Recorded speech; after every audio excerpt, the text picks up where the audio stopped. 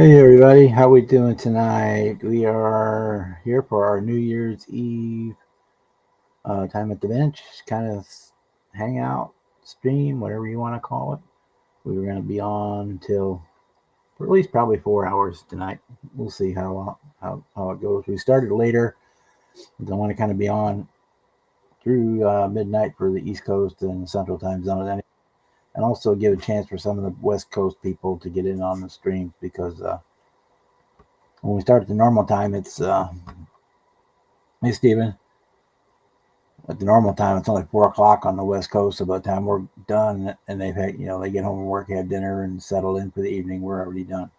So hopefully we'll give a chance for some of those West Coast people those to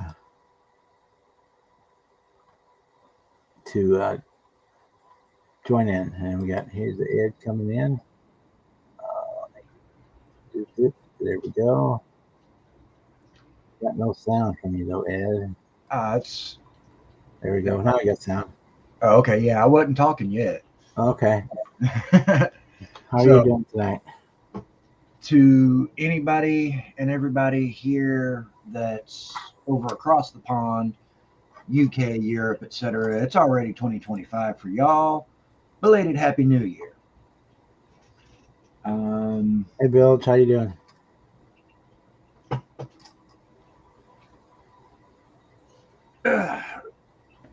yeah. So, Stephen, you're West Coast, and I'm Central here in Texas. Bob, I believe you're East Coast. No, we're central. I live directly north of you. Oh, okay. Well, I thought would be a New Year's Eve. We'd be on later and give a chance for some of the West Coast people to Yeah. take part because normally by the time they get home and eat dinner and settle in, we're just about done. Right. But yeah, so just gonna hang out tonight, work on the models a little bit, and probably have some libations when it gets a little closer to that time. Speaking of, I need to go get some and put it in the fridge. Start getting it cold. I mean, I've got a pot of coffee brewing right now, but Well, I got a jar of corn straight from Kentucky, so but I don't want to start that too early, or we will be sloppy by that time. right. So go slow and steady instead of blowing it all at one time. Yeah, I hear you there. But I'll be right back. I need to go grab a couple and stick them in my fridge. Start getting them cold. Evening, JB. How are you doing tonight? I'm using moved over to Restream, so if I miss something or something seemed a little off, I'm still kind of learning the system. It's real similar to the StreamYard, but yeah.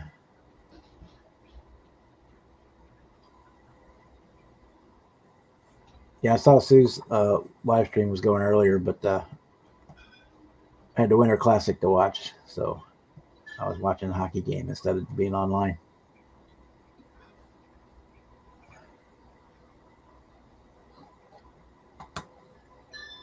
So yeah, we've been working on the demon here lately. I may kind of give you guys a quick once over of where we're at. There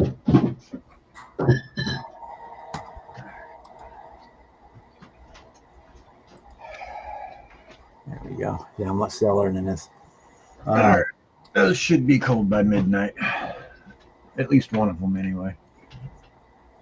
So we're working on the AMT 71 Dodge Demon, but we've bashed it with the Nova. Yep. And we put one of the come on camera, you can do it.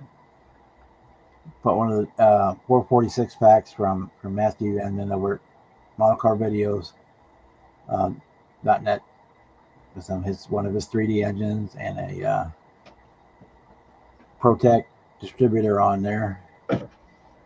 That's looking good. We're using the wheels out of the Nova kit, the Krager race wheels. They're kind of nice. We got a khaki and copper interior going, two-tone for it. And same for the dash. The weird thing is that they give you a full decal for the dash, but it's so dimensional that there's no way you could use that decal. But fortunately, they give you individual decals for the gauges and the radio and the heater and all that stuff, so we can still do that. Nice. We picked a nice emerald green. Ooh, pretty. I put just a touch of the copper metal shift color shift over it, so it just has just that glow of copper if you catch it just right. But it doesn't. It's not like the other I did what completely the copper. It just kind of has that glow to it. So we're going to get ready to start putting the decals on that hopefully tonight. And some bare metal foil. I might start the bare metal foil before I do too many decals because with the libations coming in, it's not something you want to do when you've been drinking. Yeah, no. And bilge, the only reason I don't put mine in the freezer to get them cold, forget, is I don't like them to, after they've been in the freezer for a bit, you go to crack it open. After you take that first drink, and the part right there in the neck turns to a solid block of ice. I'm not a fan of that. So, hey, go for it. So that's why I make sure I get them in the fridge at least 4 hours before I'm going to be ready to drink one. But yeah, hey Donnie, I've been a little bit busy over the past couple of days. I'm working on this for my model club group build that we're doing. We're all building one of the 3 versions of the Mobius 64 Nova. You can choose between the Resto mod, which is what I have here. You could choose the complete factory stock, or you can choose the gasser. Obviously, I chose the Resto mod. And I'm also doing a kit bash tow truck, taking the chassis and cab from this kit and combining it with the tow bed from this kit. And I also, for that kit, for that build, I took a 69 Z28 hood and cut it all to smithereens so that I could get the cowl induction off of it. And then I obviously chopped up the hood to this one and glued it in. I still got to do the putty work, the body work and putty and all that to get that right. But yeah, I've been a little busy. Plus, I've been working on the Big Daddy Von Garlic Swamp Rat 30, as well as, not real sure where the box went off to, but I've got the Tom McEwen Mongoose as well that I've been working on. Cool. I go for it painting, and we got Bill. Nice to see you guys from down under hanging out with us tonight, or this morning for you guys. I was watching the New Year's from New Zealand earlier this afternoon. I had quite a nice fireworks show going. Yeah, it's already been way past for them.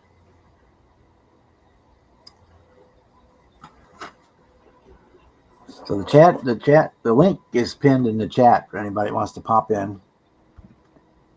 And I'll try to, so I'm using this new system, so I'll try to keep an eye on. It doesn't ping when somebody comes in like the other one does. Like StreamYard. Hey, Donnie. I have to kind of watch for the little bubble number to change to see when somebody is coming in. Yeah. And with the OBS chassis that I'm using for the tow truck build, when I was mocking it up and I had the cab setting on it and then I had the tow bed setting on it before any paint had been applied, there was a gap between the bed and the cab that,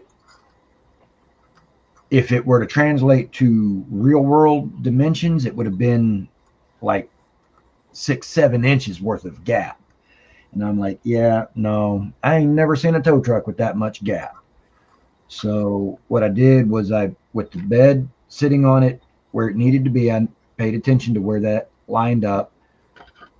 And then with the cab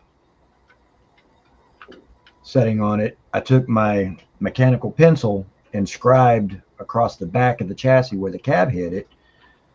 And then with my trusty, wherever, here it is. With my trusty razor saw, chopped off at the back where the, chopped off the chassis where the back of the cab was, and then I cut it off where the bed would have hit, and then glued it back together. But yeah, it's a work in progress. I mean, If you can find one where they're not raking you over the coals, that C3500 kit at one time did come with a cowl induction hood. Oh, I know. I used to have one.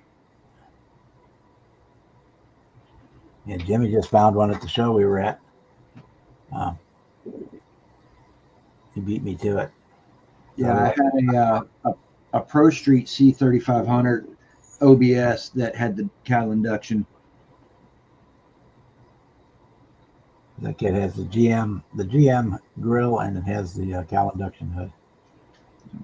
But they are hard to come by, hard to find. That's the detail work I have on the chassis. And yeah, I cobbled together those dually wheels. That's a combination of two sets of wheels from the OBS 1500. And I did good enough to make it where my front wheels are still steerable. Cool. And then for the Mobius Nova, here's the front subframe with suspension member. Let me blow you up real big. There you go. That's the front subframe with suspension member glued in. The rest of the chassis, it's detailed up, ready to go. I've got the rear end, and then I've got this cable off of here. I've got all this. Exhaust, various suspension parts, the horns. Over elsewhere, I have the Lakewood traction bars for it. Those are painted up orange.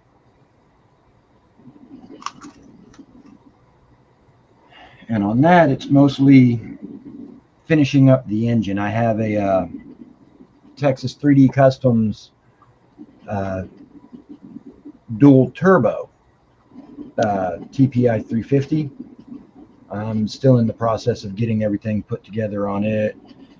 I'm kind of wanting to cut some styrene and fill in where the supports were on the inside of that transmission bell housing, because otherwise you're going to see that big gap there when they're mated up. You still see that big gap there, and that just, yeah. I'm not thrilled with that, so I want to maybe get some plastic in there on that. But yeah, it's the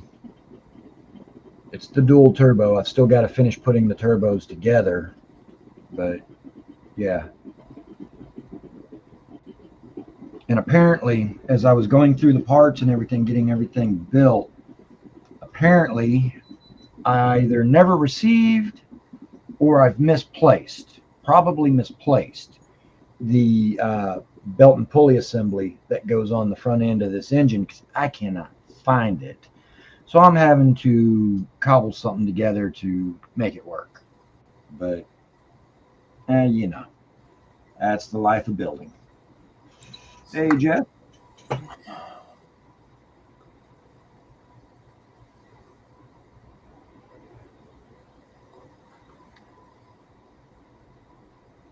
I mean, if I'd have really wanted to be lazy about getting a cowl induction on the OBS hood, OBS Chevy hood, I could have just downloaded a STL and printed it, but I felt like actually doing the work of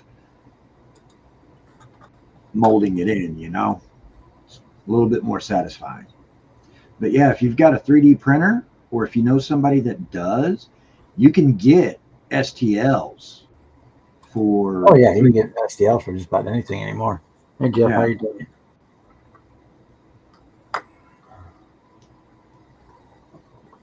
In fact, I'm going to be looking around for parts for the. I just ordered the repop of that big big Camaro from Revell.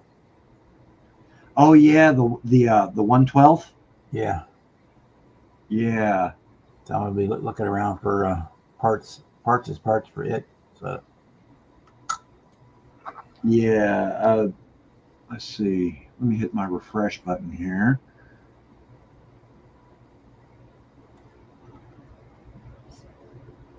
Oh wow, Amazon is sold out with it. I got it from Hobbytown's online shop. It was 40 bucks and then $15 shipping. So and with tax it was like $56, which isn't too That's bad. not bad because Amazon was listing it for almost $80. Granted, that's free shipping with Prime and all that good stuff, but still. I know. I think Iceman brought out another set of wheels for it, but yeah, I'm going to be looking for wheels and motors and all kinds of goodies for that one. Possibly even a chassis of some sort. Hey, Mutt.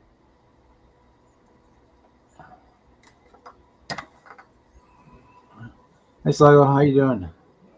Daniel? Anybody else get floating in? Uh,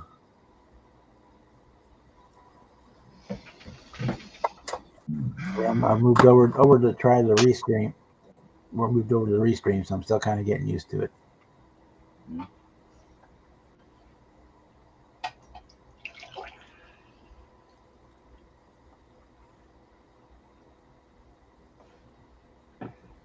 I notice with Restream, everybody that's in chat on YouTube is also in the chat column over on my Restream screen. Uh-huh. Whereas with StreamYard, I think you could have brought the everybody in chat up, but it didn't just automatically default to that. Yeah, it's basically identical to StreamYard at half the price. I've noticed one or two things that are slightly different, and one or two things I can't do on here apparently that at least I don't know. Hey Britta, Happy New Year to you too. It's Hey, already New Year for you over there. Happy New Year, sweetheart. But for half the price, I can live with the couple of shortcomings. They're not big deals. Yeah. And I may be able to do it. I just haven't figured it out. Like on StreamYard, I can have pre-taped or pre-recorded intros and outros Oh, nice. on StreamYard, but over here I haven't seen that. I don't know if it's there. I haven't looked around enough to find it.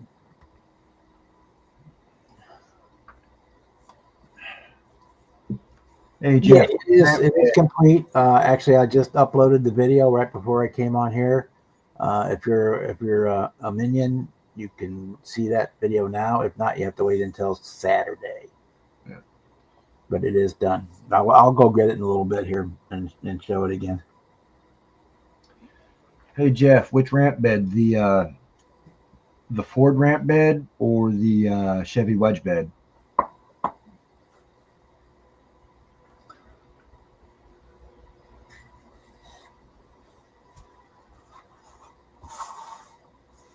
Yeah, I'll do that limo kit again. I learned some mistakes, the things I did wrong that I should have done differently, and that when if I do it the second time, it'll turn out a whole lot better, and I can make it even bigger. If I, by the way, I figured out now how to do it.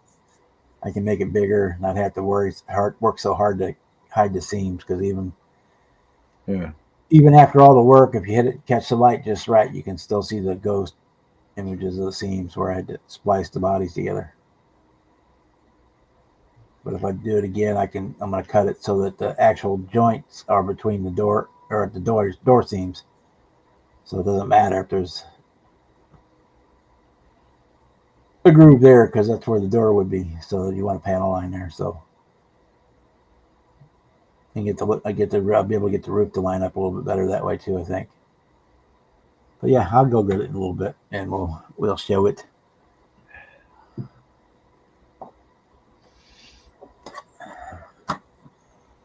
You got 16 of us watching. Cool. Oh, by the way, y'all, something that I just now remembered to do: hit the like button for King Bob. Yeah, you can do that.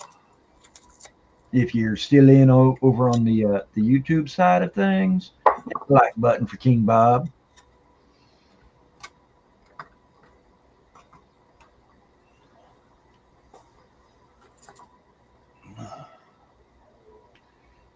Yeah, we don't really want to know the details there, Britta. Sorry.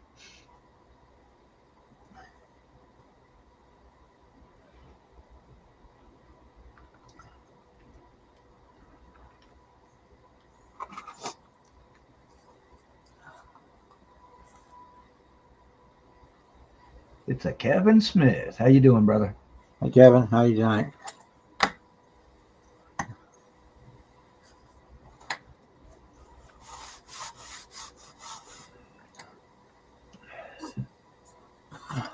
Sweden, huh, Britta? That's where my executive chef at the catering company that I work for came from. He's half Swedish and half Japanese.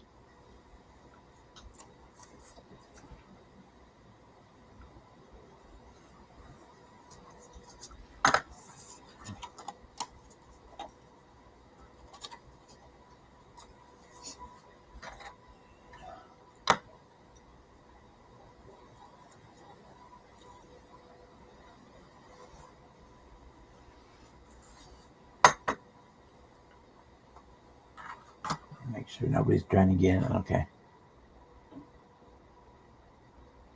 You say, folks, just bear with me a little bit. I'm just getting used to this new system, so it's fairly similar to the old one, but not exactly. So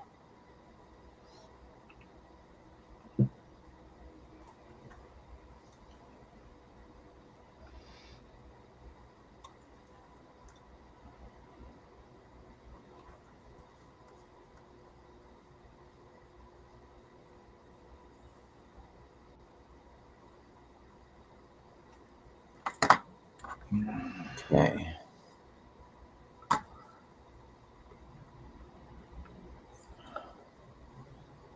We have Horton's Hot Rod. I got the Christmas card from Dutch Dave today. I'm gonna thank you for that. If you happen to be listening or watching later on,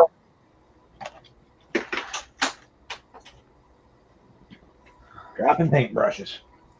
I got an envelope from the Netherlands. I was like, who the hell sent me something from the Netherlands? And I remember, bro, Dave.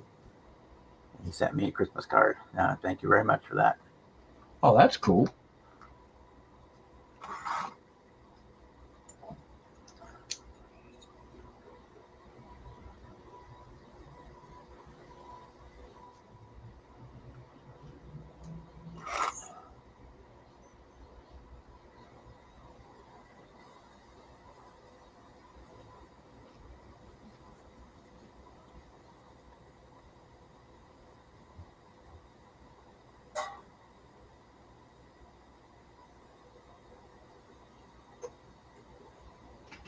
Where's it? There it is.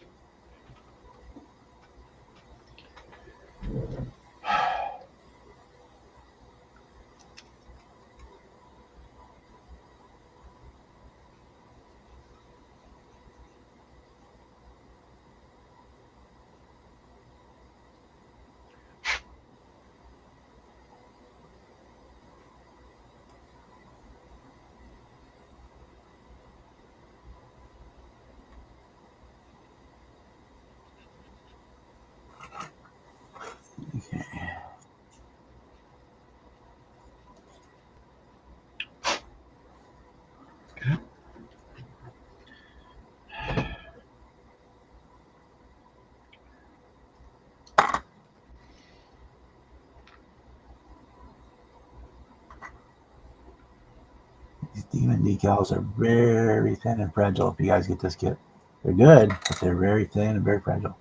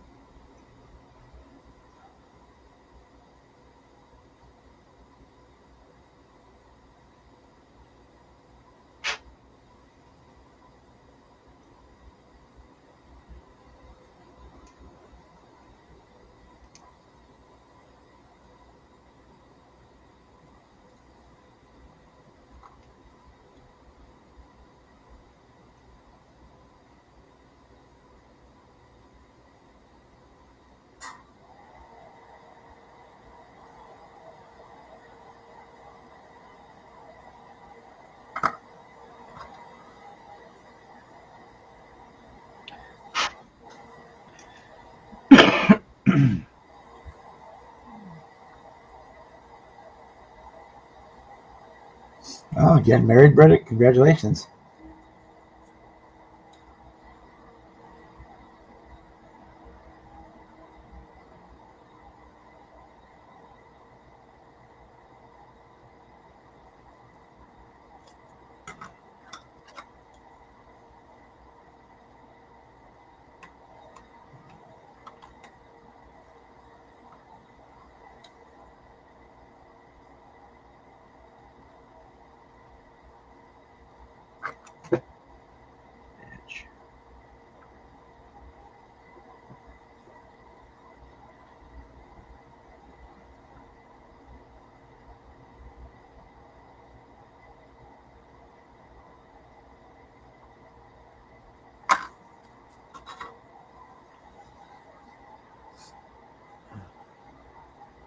Oh, awesome.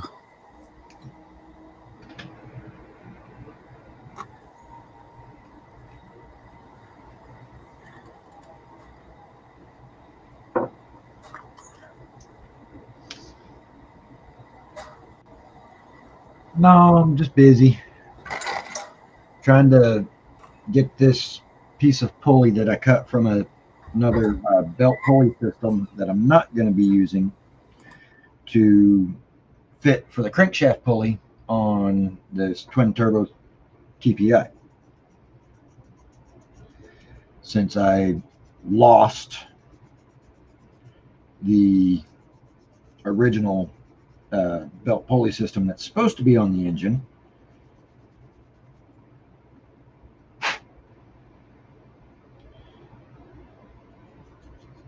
I'm having to make do something to work. No, I'm not asleep. But I do agree with you, Kevin. He better treat Britta right. Britta's our girl. That's right, Britta. He will be, if he doesn't treat you right, he will be having trouble with every one of us. You've seen how protective we get of our ladies.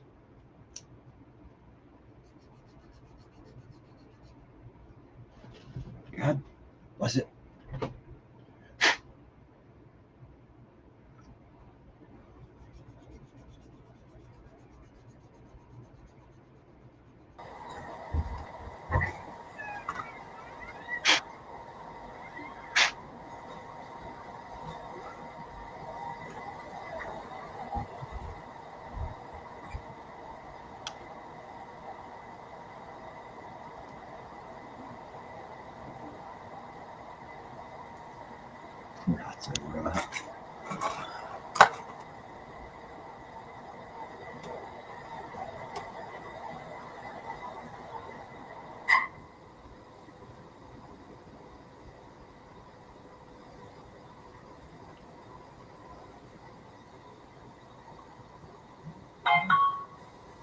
Ping, ping. There goes my phone. It's been going nuts all night. All right, who's on there now?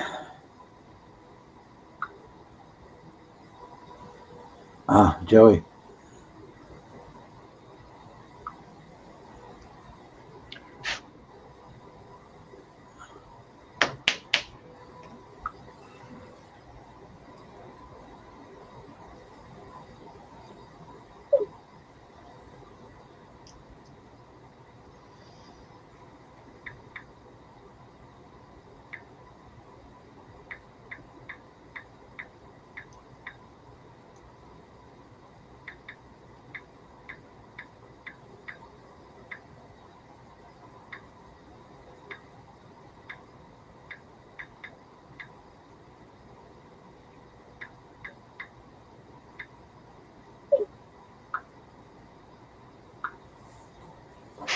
Yeah.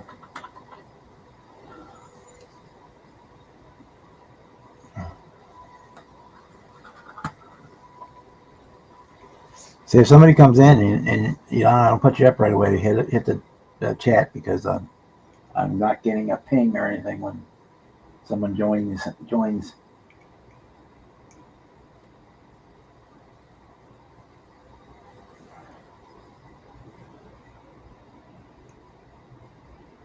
Let's get my screen going.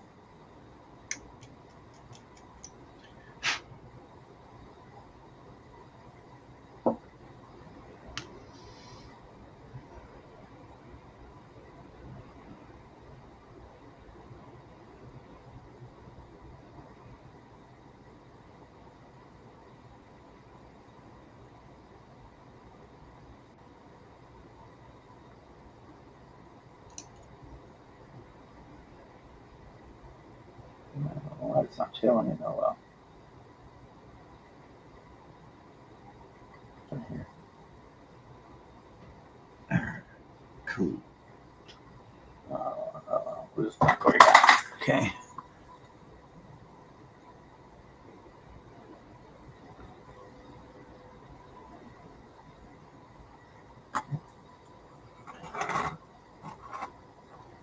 Clubless and old ladyless. Yeah.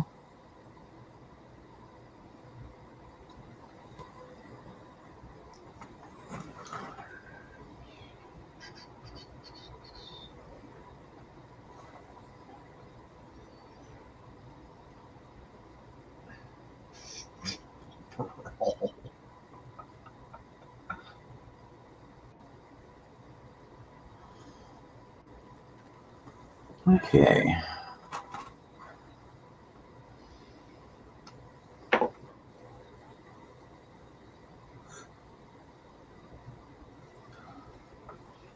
It's amazing when you want the decals to move, they won't move for shit, and when you don't want them, And then when you don't want them to, they're on like a slicker and a sea otter and a oil slick. yeah. My flatlum. Where's my flatlum? There it is. Yay! Brush. Other brush. Yeah, let's put a coat of stuff on them.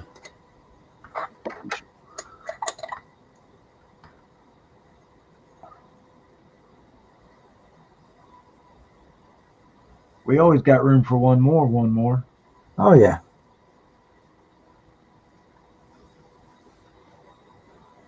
I got room for 10, just like we had on the other one. That's it for a minute.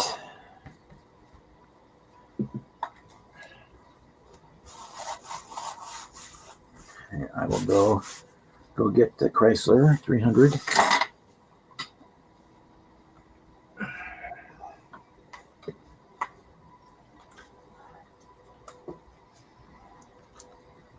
Happy sprue year.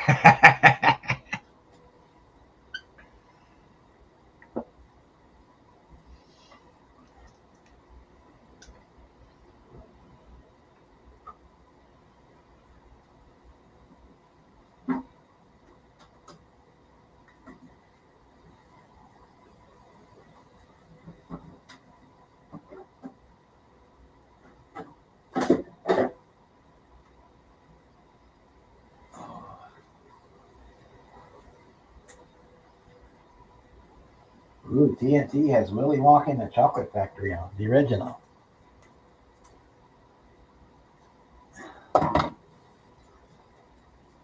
With Gene Wilder? Yep. Awesome.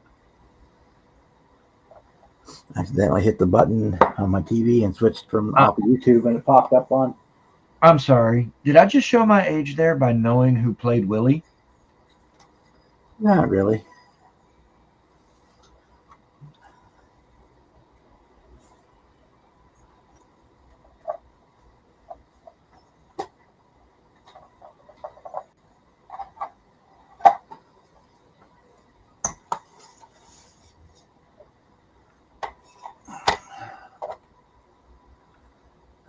Move this down.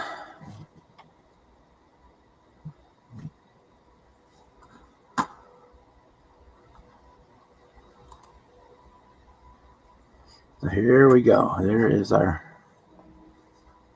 300C limo. Nice.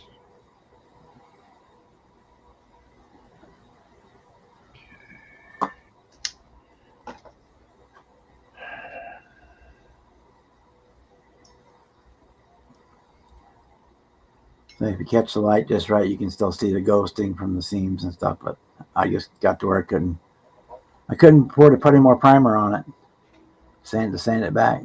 So we just did the best we could.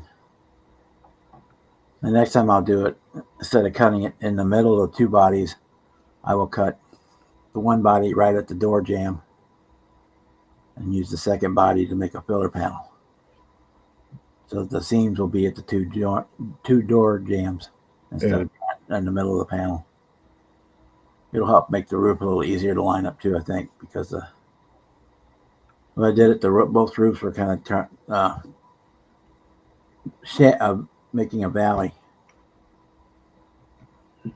Well, that's similar to what I'm intending on doing with these 69Z28s that I've got, because the kit that I stole the hood out of for getting the cowl induction to put on my OBS cab tow truck that I'm kit bashing, since I already destroyed the hood from it, what I was going to do is one way of building a kit that has opening doors and trunk as well as an opening hood is I was going to take my Dremel and cut out around the door and around the trunk of the one body, and then from inside the door and inside the trunk on the other body, and then carefully clean up to the panel lines and then do it like that. Yes, it's going to completely destroy a kit body, but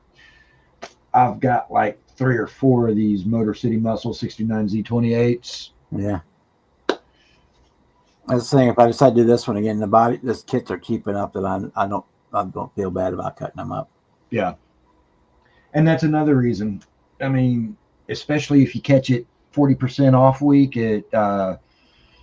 at Hobby Lobby, this Motor City Muscle 69Z28's $25. Yeah, I've got 3 or 4 of them in myself. Yeah, so hanging around here. In fact, there's one right next to me. And I've never been one to shy away from destroying one body to be able to have something like that for another build. In fact, back in the early mid 90s, that was how I did my opening doors and opening trunks. I would get 2 of the exact same kit and then get this here body out for demo. I hadn't started the process on this yet, but what I would do is 2 of the exact same kit and then cut out from outside the door along the fender and down the roof and along the back side of the door, and then on the outside of the panel lines for the trunk deck for the one body. And then on the other one, I would cut out from just inside the panel lines. Hey, Leon. And then sand out to the panel lines on the intact body, and then sand down to the panel lines on the door and trunk deck and doors. And that's what I would do. That's how I would make my opening doors and trunks on my kits. That was long before I discovered the secret of using the backside of a number 11 blade to very gently scribe along the panel line. Yeah, or use an actual scriber. Yeah. Well, my only problem with using the actual scriber that I have, it's actually thicker than the back of my number 11 blade. I have, what do I have? I have it here somewhere. It's a trumpeter one. Yeah. It's basically a fairly sharp. I don't even know where it's at right now. It's here somewhere. But yeah, I've got the Tamiya, and I want to say my blades are the 2 mil blades, or the 0.2 mil, or whatever it is. But it just, when I used this to cut the door panels out of the sleeper box of my W900 that I'm working on, give you an idea as to what I'm talking about here.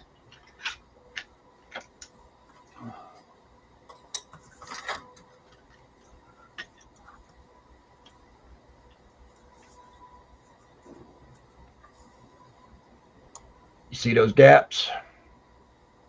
Yeah. That was from using this to cut that door panel out. So now I've got to take some styrene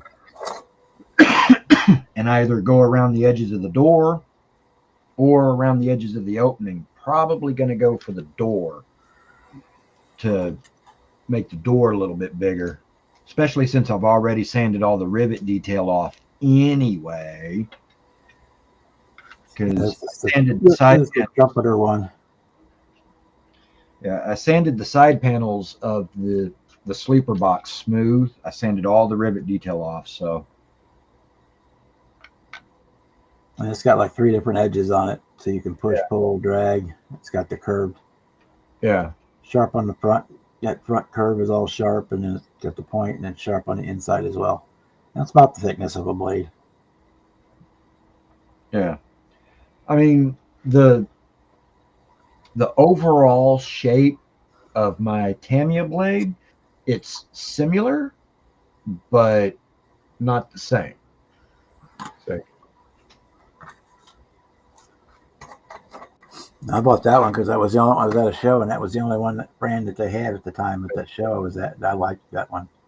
But it's got basically the same features as your trumpeter there.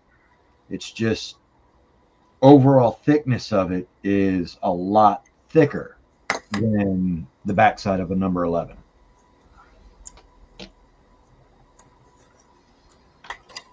You know, I got the whole series of picks too. Yeah.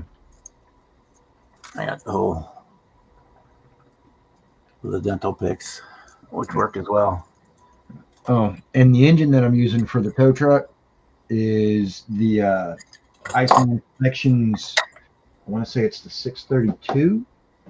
Let's see if I can find the baggie for it. Yeah, it's the supercharged Chevy 632 from Iceman. Let's see if I can get my camera to focus. And yeah, that red Copo up there in the center of the intake there, I hand painted that in. Cool. And my camera's not wanting to focus that tightly on it. It's wanting to focus on everything but it. Ah, there it is. Yeah, that red Copo, that's hand painted. That's my 20-aught super short bristle spotter. Just touched paint, touched apart, touched paint, touched apart. Took like shoot. It took me about 15 minutes to paint the lettering for the copo on the front end of this engine, on the front end of the supercharger.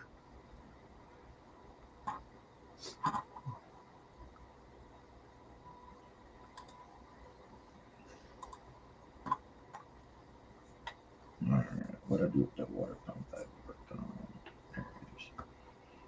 A lot of times I'll use, I've got these razor tip Sharpies I can use for a lot of that kind of stuff. Yeah. Oh, those come in handy too. Trust me. These are all the whole set, the razor tip. Yeah.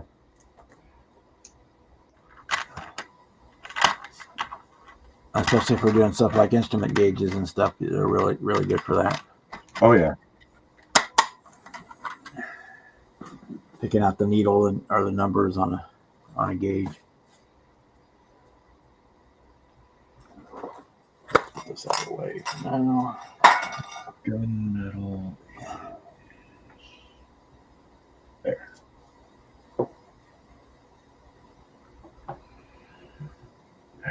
Hey Edward, how you doing?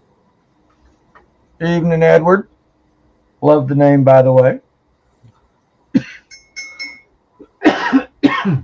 You know, I use the markers quite a bit, and then I also do like a pad printing. I got in fact, this pencil's covered in white paint on that eraser. We're doing white letters, tires, and stuff. You just kind of Yeah. get that in the paint, and you pad print transfer over. Yeah, I've got this little 20-aught spotter that I bought there at Hobby Lobby. I paid like $15 for the brush. That's what I use for doing a lot of my detail stuff with. Yeah, this little guy right here.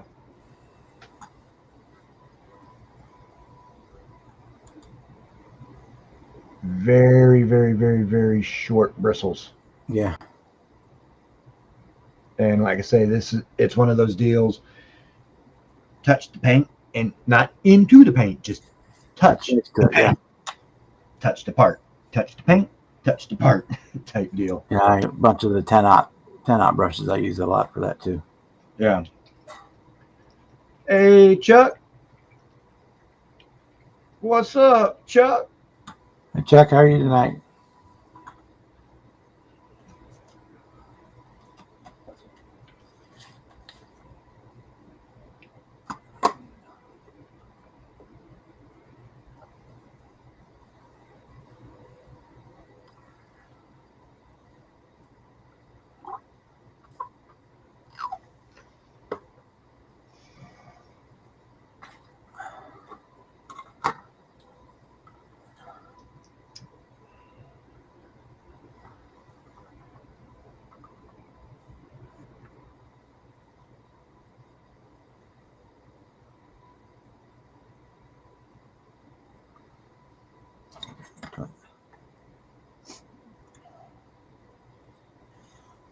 Happy 28th birthday, Joey.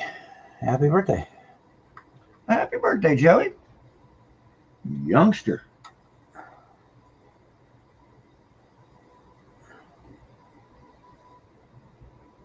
Still wet behind the ears. Green jeans over there, 28 years old.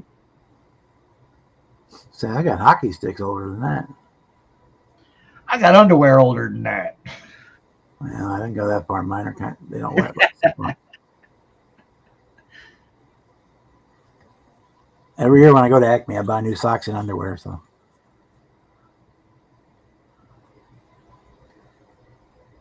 it's much easier to pack them in a suitcase when they're brand new.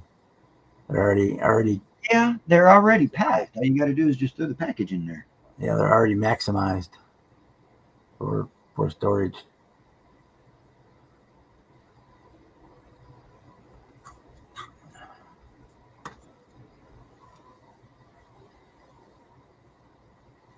Come on, you can do it.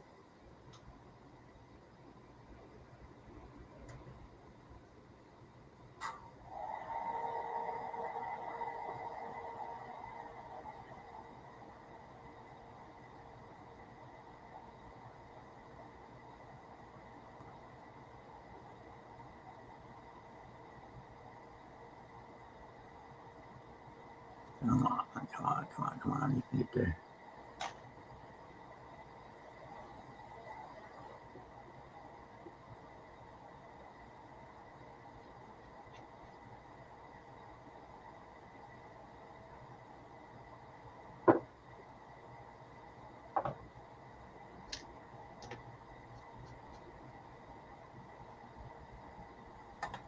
What is this going to get?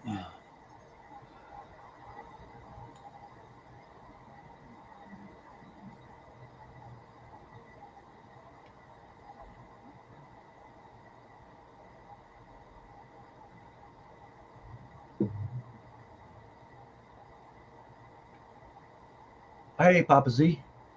I didn't see you come in. I apologize.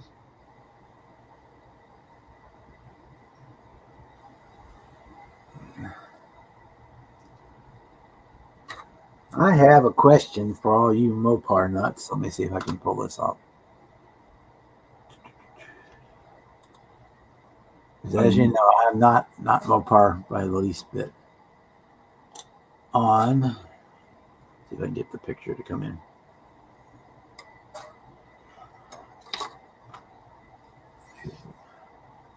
Get the focus. Come on, focus. You can do it. I've kind of got it covered up, but on the side of the intake for this 3-deuce, it was what looks like a socket for a radiator cap. But all the pictures I can find online, that is just capped off. Is that something like a heat exchanger for the air breather or what? I know, and I apologize. The camera don't want to focus in on it. It's right underneath where the coil wire is, right there. And I know I've got the radiator line up here. Is that like on a Pontiac motor? There was a heat exchanger that went down to the manifold, exhaust manifold, for that. To help bring in warm air in the wintertime. Had a little vacuum flapper that would open and close to draw warm air past the exhaust manifold. Yeah. Most, I personally can't speak for Mopar. I'm not anti-Mopar, but I'm very much more of a bow tie kind of guy. But on a bow tie, that would be like a little aluminum heat shield over the manifold with a little riser tube going up to the bottom of the air intake that, like you say, that vacuum flapper for pulling warm air off when it's cold out. See if I can shoot a picture and do it that way. Shoot a still. In the still of the night. More. Macro.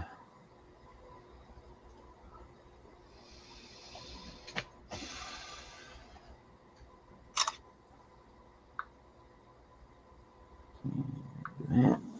Pull it up on my computer. Here, click on this one.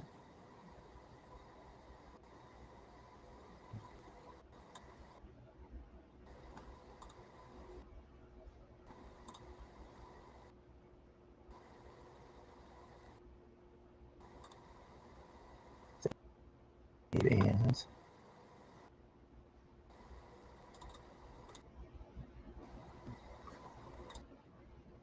Okay, now close that. We go here. It makes it life so difficult to do this. Pictures.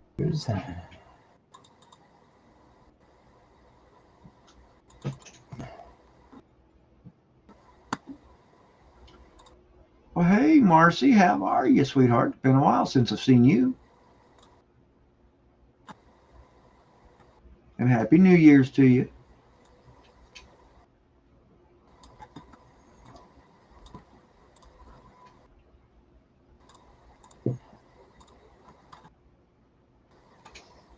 Okay.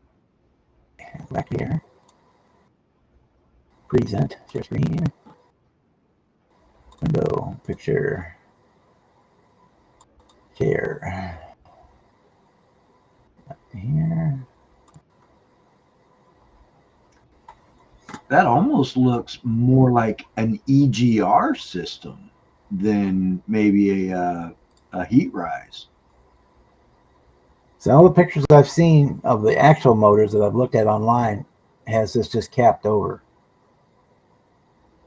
and with what looks like a vacuum line coming out of it, or it could be like a temperature sensor or something.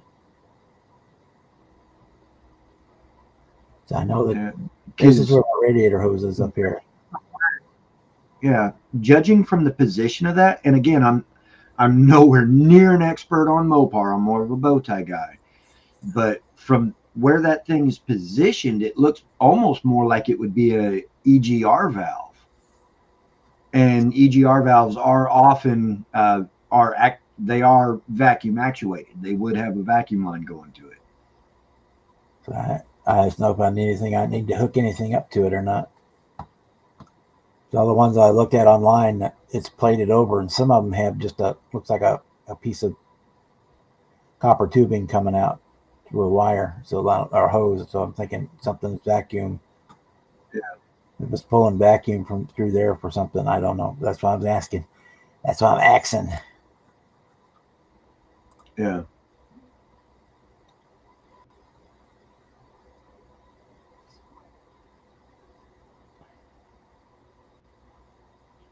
I don't even know where the 440 area code is, Marcy. So I can look. It wasn't me. I'm a 314.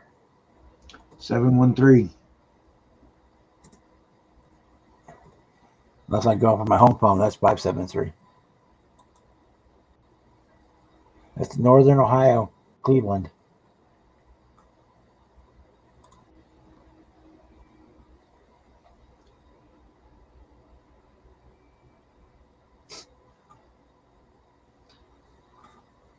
Yeah, Alex, I'm gonna have to agree with Miss Marcy there. I'm not sure she knows how.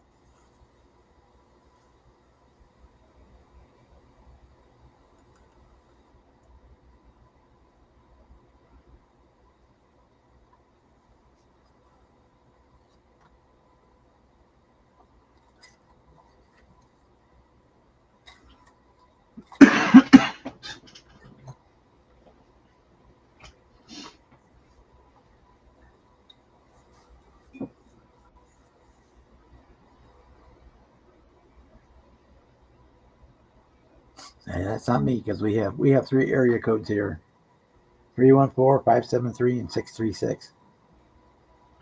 Oh, shoot, I don't even know all the area codes for Houston. Well, everything used to be 314 until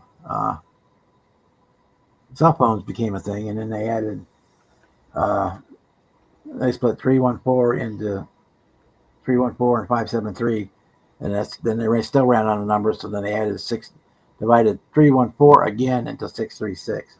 Yeah. So there's anything the city and county of St. Louis is either 314 or 636, and everything outside of St. Louis City County is 573 till you get to the Kansas City side of the state, and it switches to different numbers. Yeah, I want to say there's like 4, maybe 5 area codes that service the greater Houston area.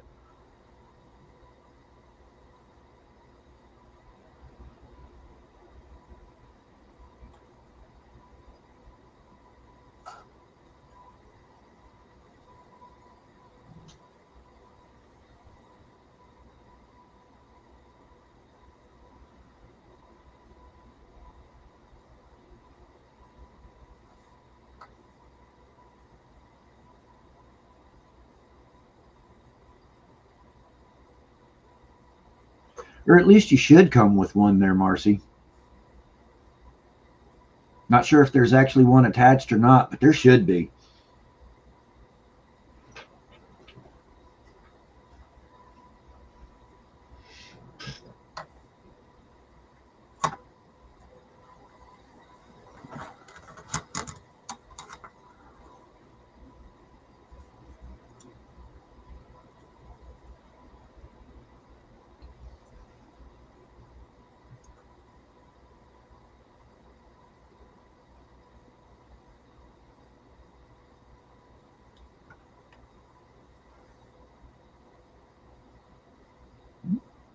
Yeah, I mean, best jokes in the world have a kernel of truth to them.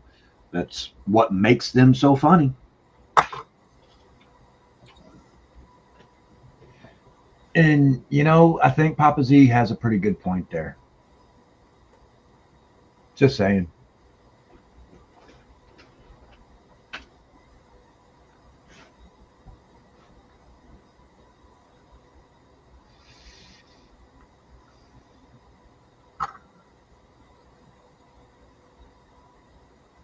Warning labels are for morons that don't know how to use their equipment anyway. Just saying. If you know how to make proper use of what it is you got, you don't need the warning label. Kind of like the label on the electric cord to a hair dryer with hair dryer, shower, red circle with a line. Really?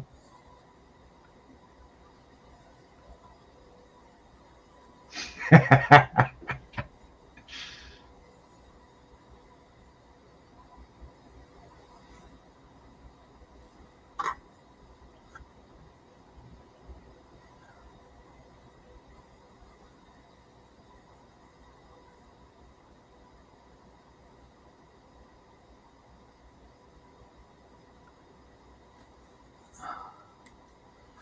man, that thing is crooked.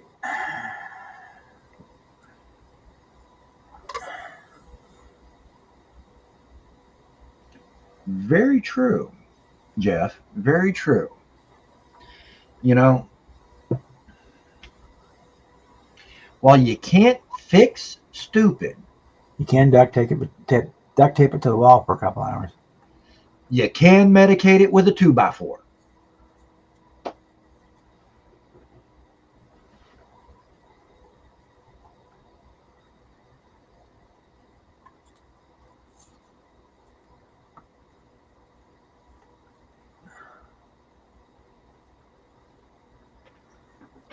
Oh, I hate doing long stripes. They're so hard to get straight.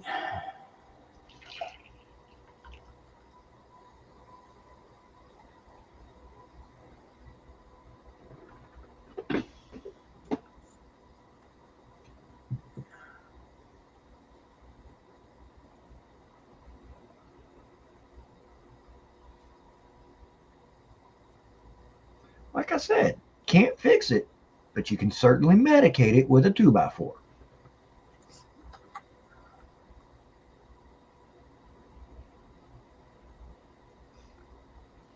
Hurry back, Miss Marcy.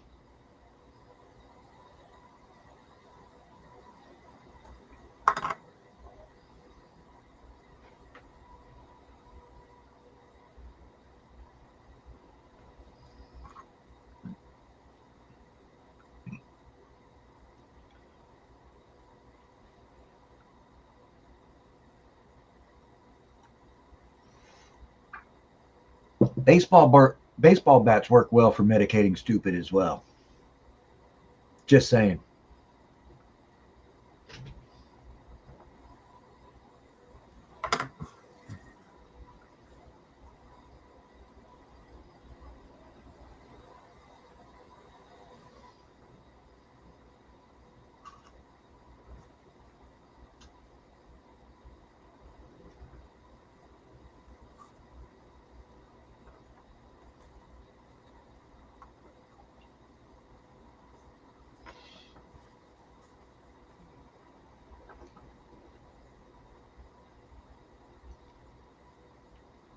About as straight as it's going to get.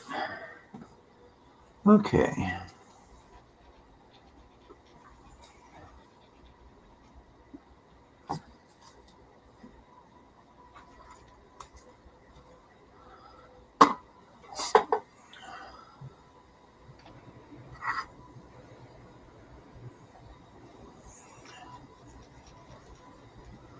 Karma is a beautiful thing. It is sometimes.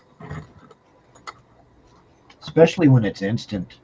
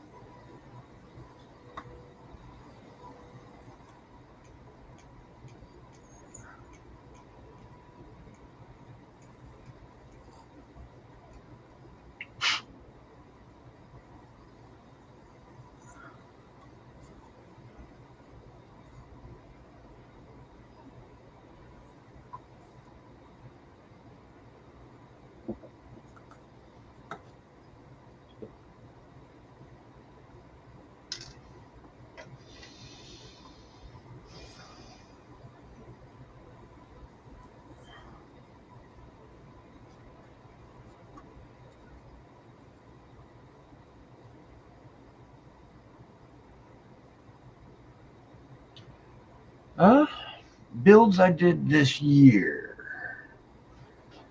Uh, Most of them are still in progress. I only have two that are complete, but I have my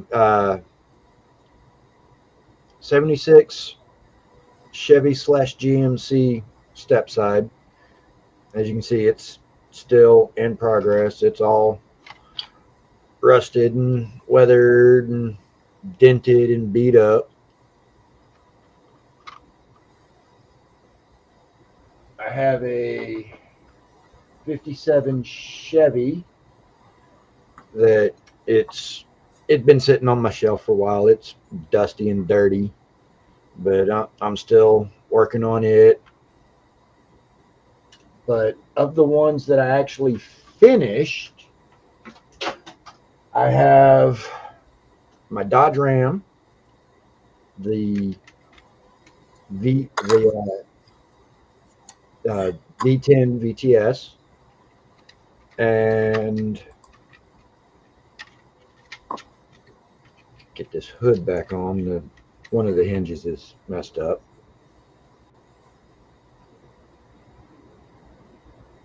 I don't know if on my end of the screen it's showing backwards, but I don't know if y'all can see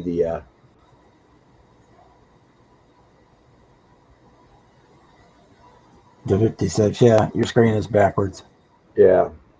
yeah, the 56, and then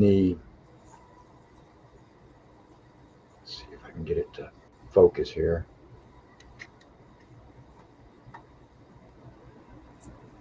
Oh, come on, focus. Focus on the fender, buddy. Kiss my ass. There over the front wheel.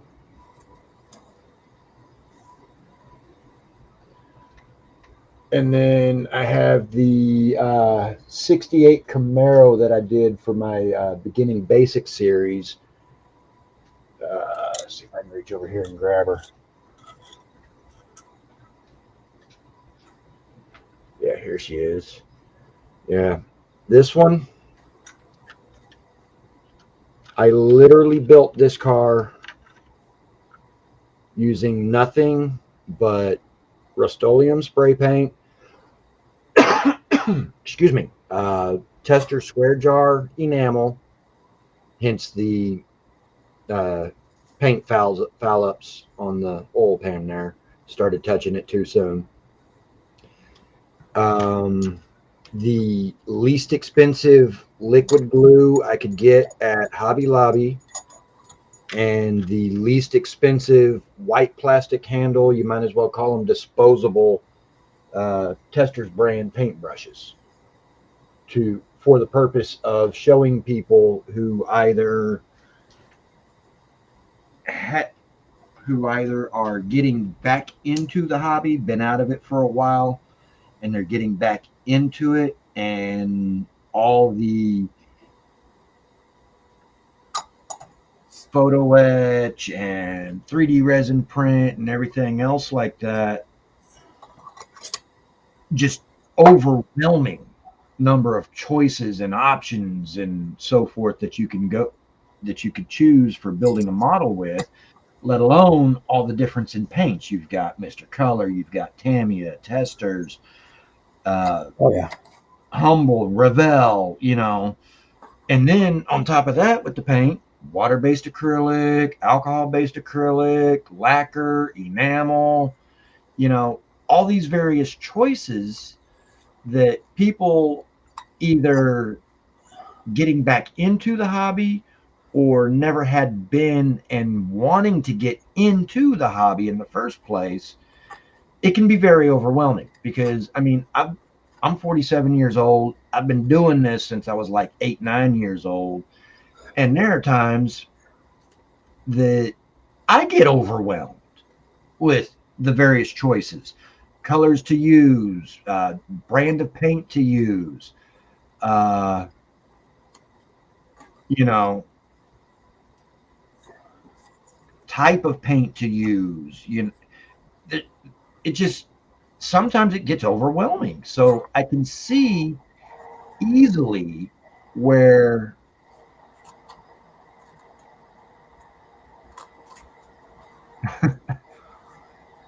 somebody new to the hobby would get overwhelmed. So I'm doing my beginning basics series. And my second build for the beginning basics is the blue body, white top and rear fender box art 55 Chevy, because that 68 Camaro is an AMT Skill 2. The 55 Chevy is an AMT Skill 2. And then for the third build, I have a John Wick Chevelle that I'm going to build for the third build on beginning basic. And then after that, then I'll start going up in skill level and getting a little bit more advanced as far as for types of paints and everything like that. Yeah. But for the first 3-4 builds, just bare basic, least expensive, and I'm talking least expensive, $6 sprue cutter from Hobby Lobby, dollar store nail files, just a basic number 11 hobby knife, a $4 Mr. Cement liquid glue from Hobby Lobby, 50 something cent per bottle acrylic craft paints, $2 tester enamel square jar, just the bare basic supplies, and showing people that, yeah, you can get a nice looking build, detailed, and all that out of just basic supplies. You don't have to go hog wild on getting an airbrush, getting the $50, $60 sprue cutter, getting the $20 paint brushes. You don't have to go that route to get a good looking build. And that's what I'm wanting to show people just getting in. Yeah, I use a lot of cheap stuff. My sprue cutters are nail clippers. Yeah, exactly. These work great. I'm not due for a new set. I've had these for about 5 years, and they're starting to get nicks in them. But these were like $4 at Walmart. You got like this pair and 2 or 3 other pairs of nail clippers all in one package for like $4. Papa Z, I agree. New paint once a year at least. I mean, there are so many different brands of paint. I can't even name them all. And like I say, I've been doing this for almost 40 years. So, but I just wanted to show people that are interested in the hobby, that have never built a model, that it can be done for $50 or less, because between the kit, the paint, supplies, and everything, I think I've got like $38 in this kit right here.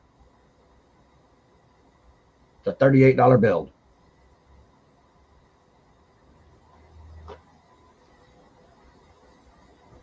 So, yeah, nail polish. That's another excellent use you can do,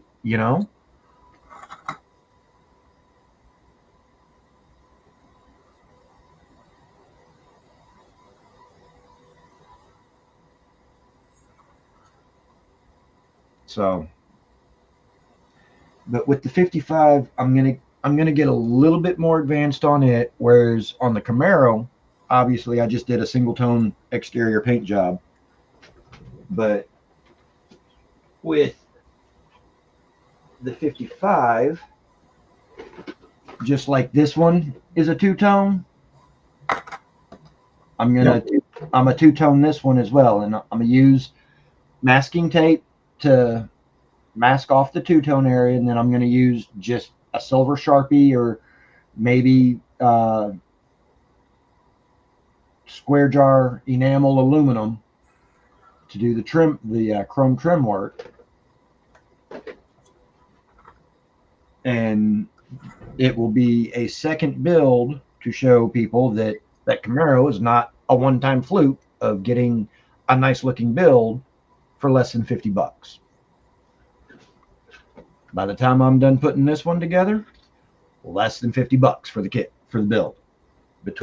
And that's the kit, supplies, everything.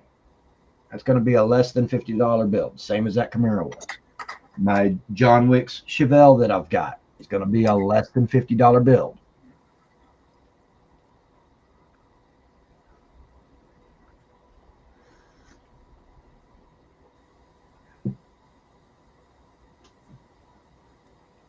All right, Phil. You have a good night, sir.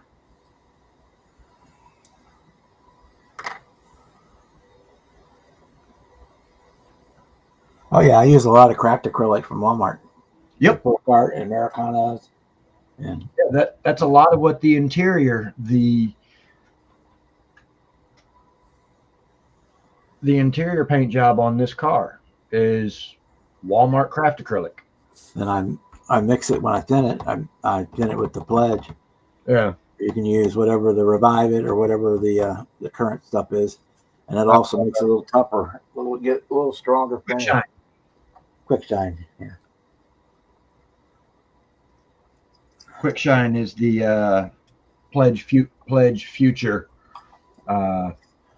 replacement. Evening, Caleb. Hey, Caleb. In fact, Draco the Dragon was done 100% with craft acrylics. Yeah.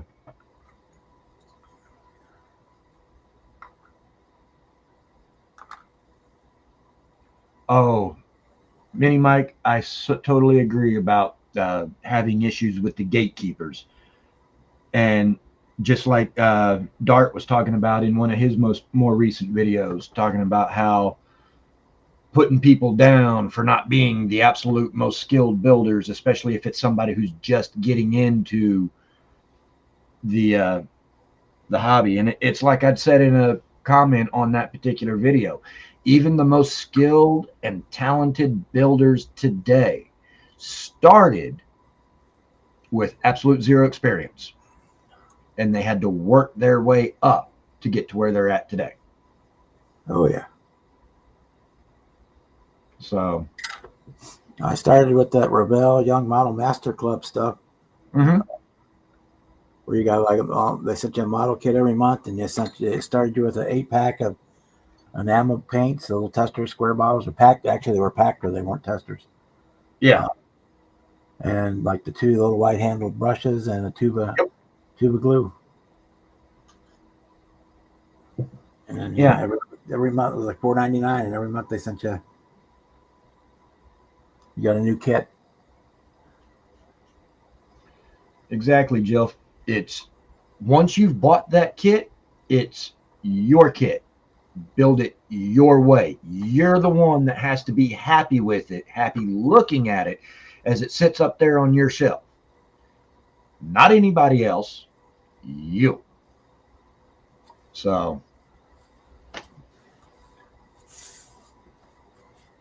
yeah, to a point. Then when you get to where like I'm at right now, I'm building this car for a show, so it has to be a little bit different standards. Yeah, but I'm going into it building it for a show because it's a team build for the show. Yeah, and when you get to that point in the hobby where you are confident enough in your abilities to build for a show build, then yeah, you do have to go by a different standards of build quality, because then you are building it to be judged by other people. So I need for it to stand out on the table to draw attention to itself. That's the wow colors and all that good stuff. Yep. Marcy, my brick and mortar that I can walk to in less than 5 minutes, they sell Humbrol paints. And I know exactly what you're talking about. It looks like a little miniature paint can that you have to pry the Little tins, yeah. yeah.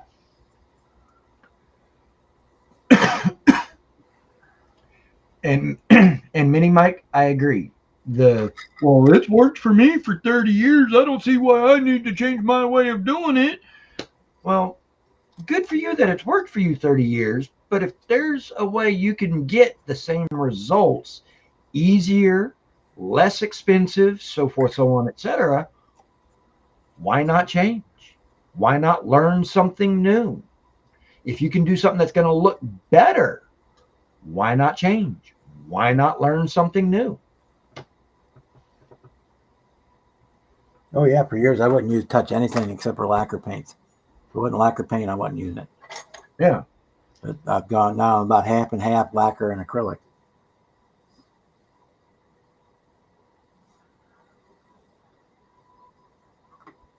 It's like Draco was done 100% with acrylic paints. The only lacquer on him was the matte varnish on the end. Because I wanted to make sure that it was durable again, because I'm be carrying it to shows, and I didn't want it to scratch up easily. Right. And I mean, like me, like I said, the way I'm going to be opening the doors and the trunk on the 69 Camaro build that I'm going to wind up doing, I'm going to go back to the way I used to do it by destroying the body of one to build one car with opening doors and trunk, where I could, if I wanted, use the back of my number 11 and build two.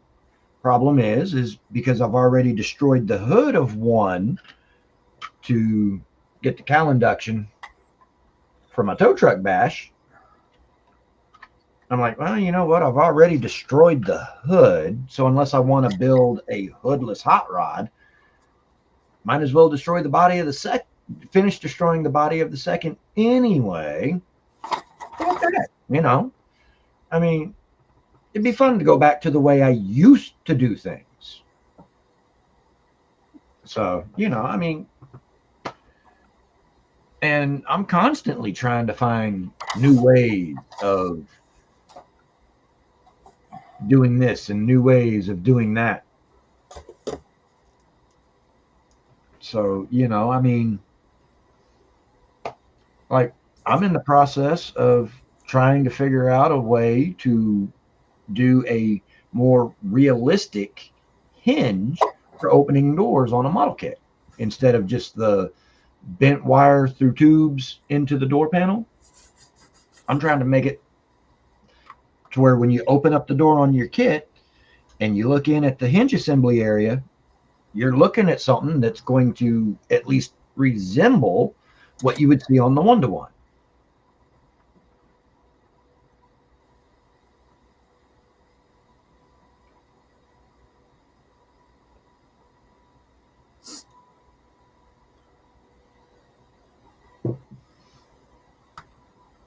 Exactly, Marcy. Experimenting, learning new things, figuring out new ways of doing something.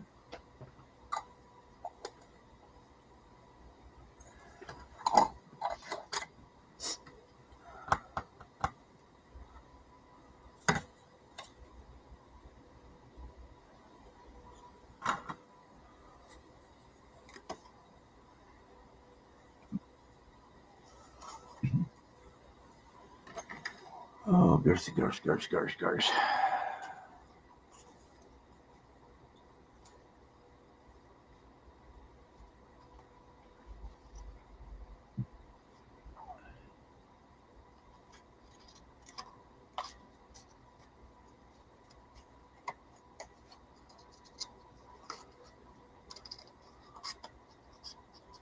Yeah.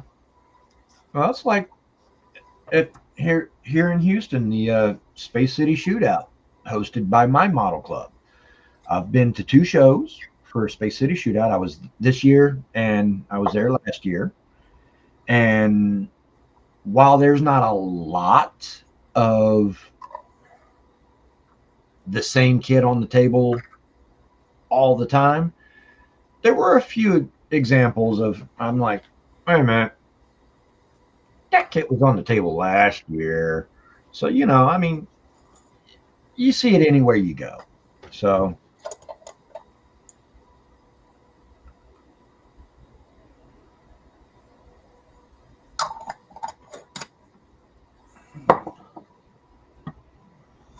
Yeah, unless it's yeah, a theme variation. Once I only show a model at a show one time.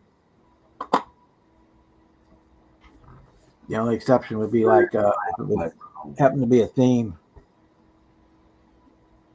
build, then I might show it again under that theme category. yeah. I just sprayed Revell Chrome spray yesterday. No, day before, for the first time. And boy, howdy, have mercy. Am I happy with the results? That's Revell Chrome. That's the Revell Chrome rattle can. The Crom. Yeah.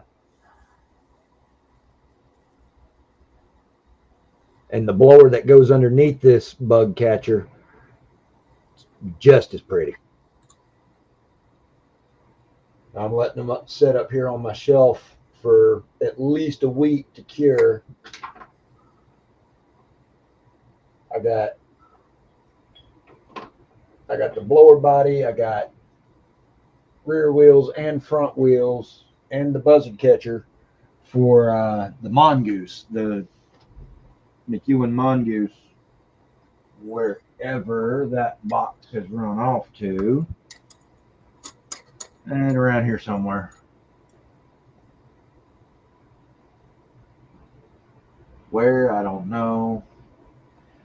I really need to get a little bit more organized in here. But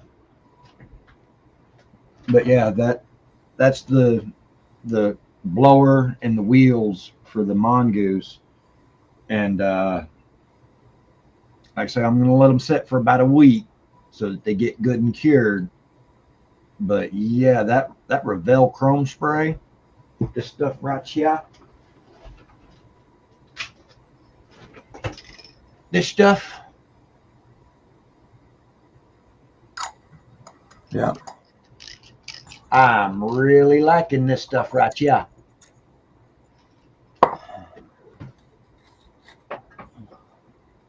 That's some of the prettiest chrome I've seen. That's even better than Maltol Pen, as far as I'm concerned. Oh, so that's again the camera's not gonna like it. That's the Super Chrome.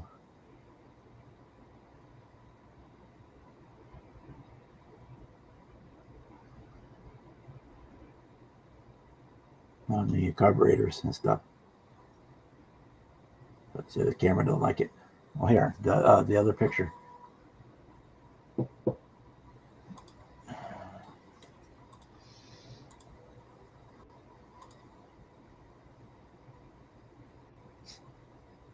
Yeah, that's the Super Chrome. Yeah. From AK. The Alclad? The AK Super Chrome. Yeah. I've got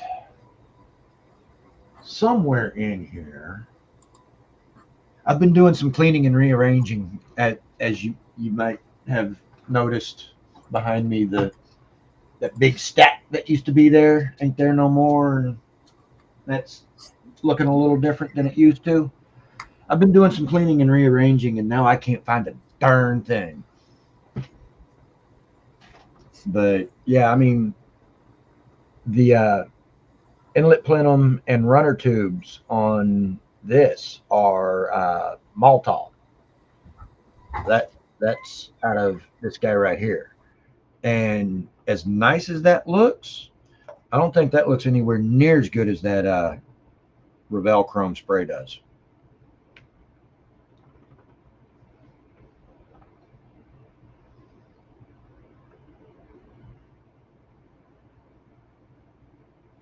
Exactly, Chuck. If you don't like looking at this, turn your head.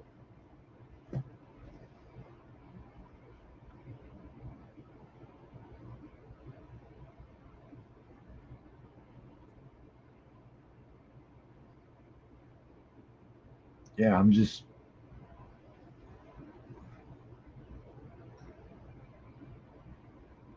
I get the same thing, Marcy. I mean, I am I am brutally honest to the point of being rude. I call a turnip a turnip. I call a radish a radish. I call a spade a spade. Quite often people don't like it and they get their feelings hurt because I tell them exactly how the cow ate the cabbage.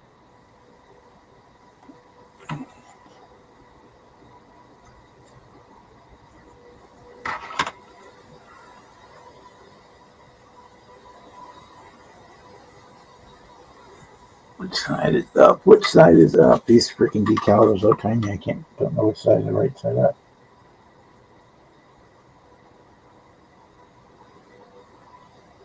There we go.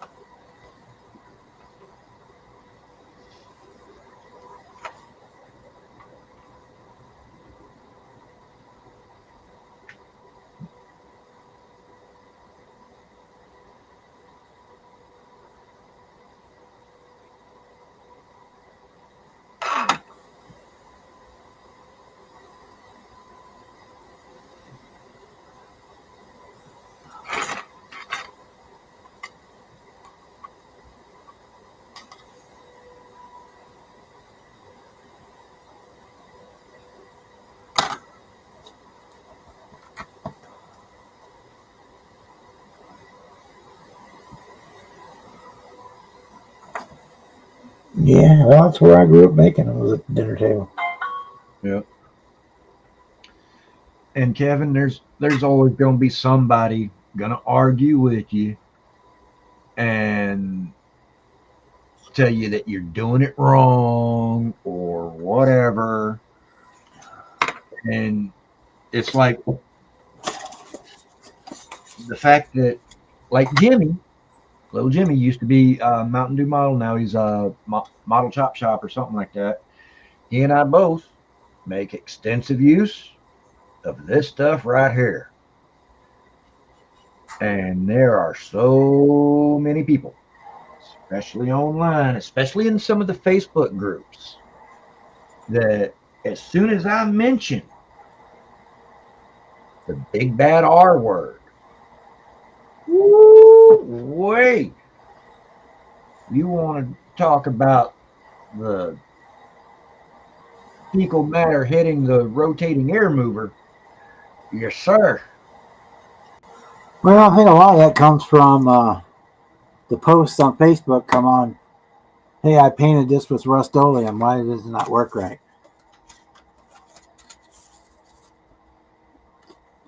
Well, you obviously did something wrong. Either you did something wrong or you've got a bad can of paint. Because Facebook when I use my Rust-Oleums, every once in a while, I'll get a flub up coming out of the can onto the plastic. I attribute that to bad paint because my paint booth right there, climate controlled, heat AC, heat in the winter, AC in the summer. Excuse me, y'all. So I'm not subject. So my paint jobs aren't subject to outside humidity, outside temperature extremes, or any of that. Climate controlled. And for the most part, no clear coat Rust-Oleum. I mean, it's a little dusty right now because it's been sitting there on my shelf. But, I mean, I'm getting a pretty good amount of shine right there off the. So, don't tell me you can't get a good paint job using Rust-Oleum rattle can. It is a harder thing to do because of the thickness of the paint and the way it hoses out. If you don't, well, if you're not careful with it, it goes overboard real quick. And once you've gone too far, there ain't no going back. Yeah. When you're using Rust-Oleum, keep your can about yay far from your project. If you're using it for one of these, keep your can about yay far. If you're using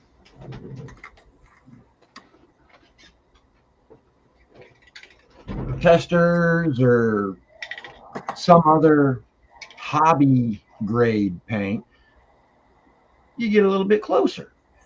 And if you're using an airbrush, you get a whole lot closer than that.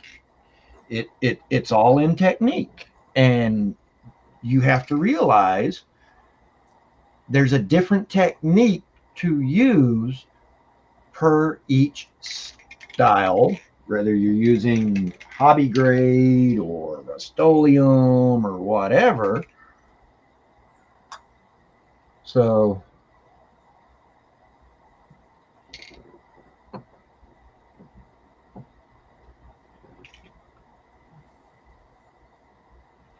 yeah, I mean, it's just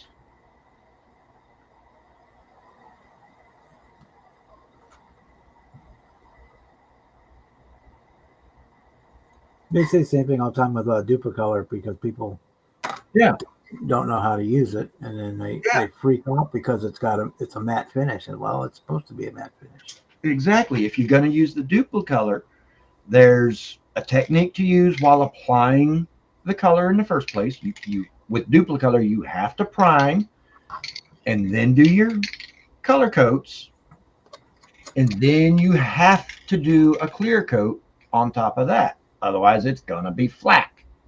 That's just the way duplicolor works. Okay. Okay, where are we?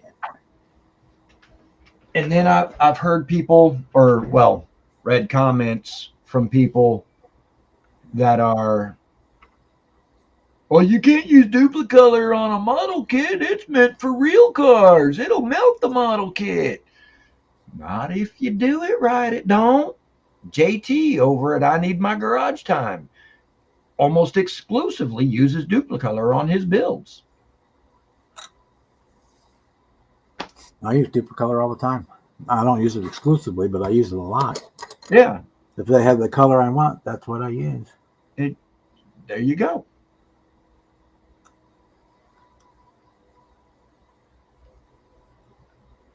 Let it sit overnight and dry in. There you go, Don. Don, I agree 100% with you, brother. Painting is, as Don just said, 85% painter, 10% material, 5% equipment. Yes, sir.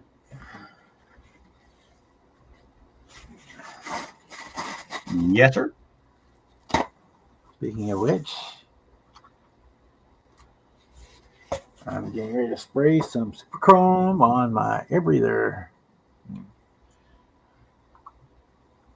I could probably just brush it on, but we're going to spray it. And that's part of the reason why I shoot primer. If I'm going to rattle can something, I don't ever shoot rattle can over bare plastic, with the exception of rattle can primer.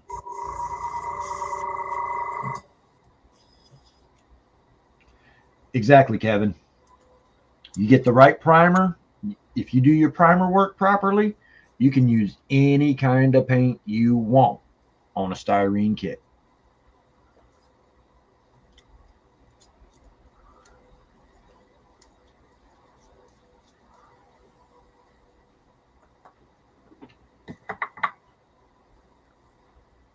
Now, in the old days, a company called Ploquil made paint that was too hot for cars.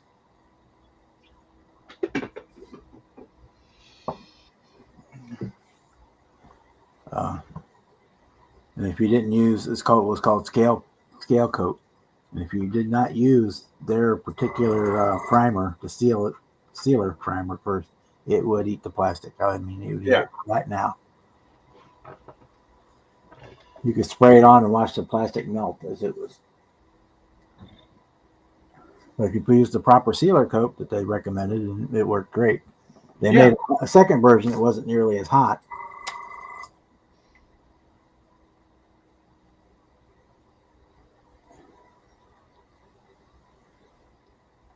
Put 10 times more paint than I need, but oh well. All right, y'all. I shall return momentarily. It is nicotine time.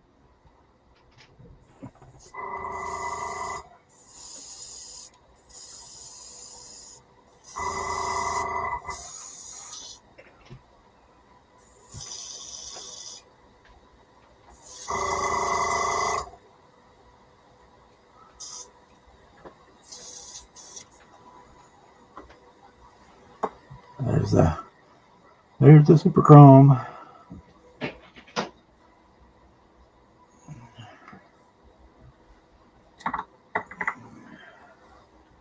So I could have brush painted just that one little piece, but oh, what the hell. We're here.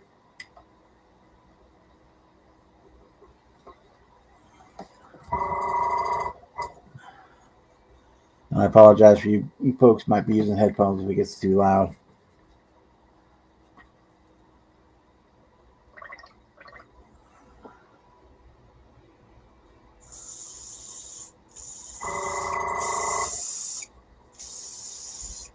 I've got it turned way down, so hopefully it's not blowing your ears out.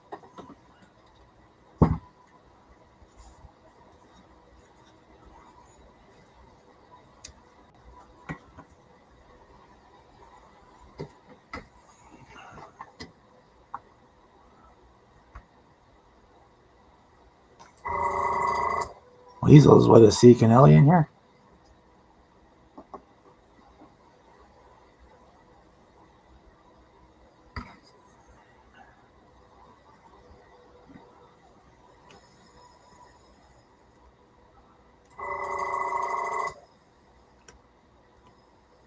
There's Jason. Hey, Jason, you would probably know. Let me pull it up here. Because it's a Chrysler type thing. Pictures. Demon.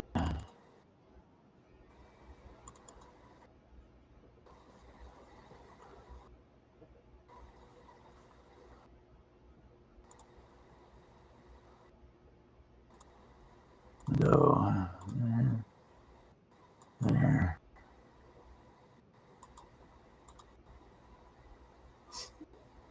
What is this right here for? Okay.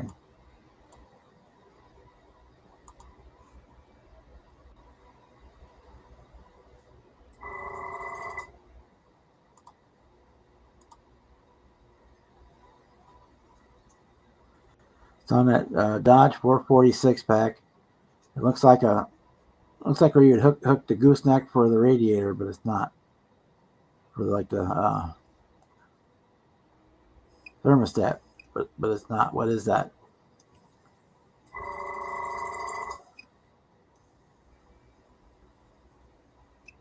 Hey Jeff, how you doing? Merry holidays, Happy New Year, all that good stuff. It's for the ERG valve. Okay. All the pictures I could find online just had it capped over with a little piece of tubing coming out of it.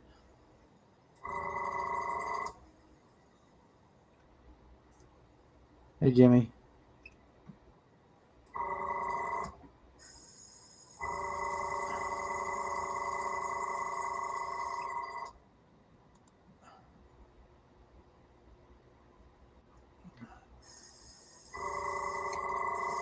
Hey Mike, how you doing?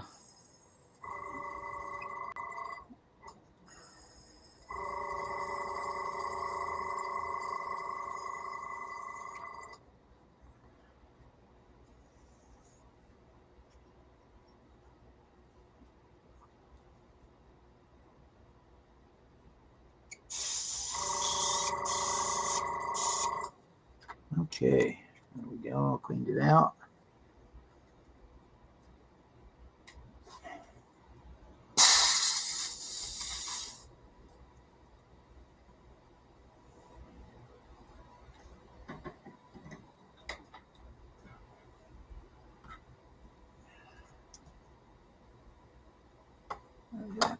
There.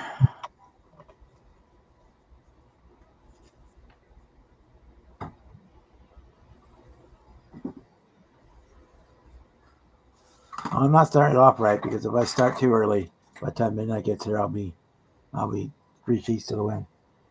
But we'll start hitting it here shortly. In about 10 or 15 minutes, I'll have my first one because it'll be 11 o'clock for you guys on the easty coasty.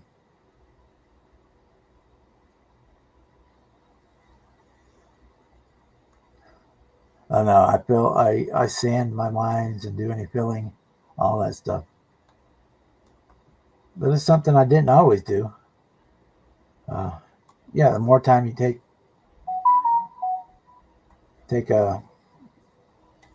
attention to detail you do in the beginning, the better the end results are. Especially if you're doing a dark color.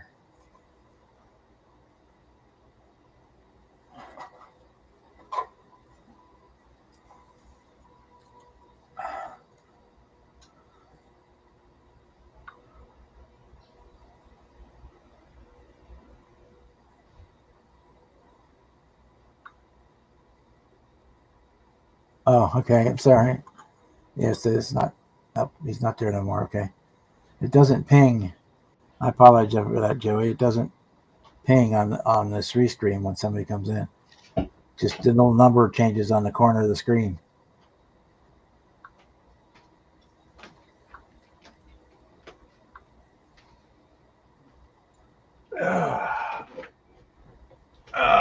Hey, there's Jimmy. We was just talking about you a little bit ago, brother.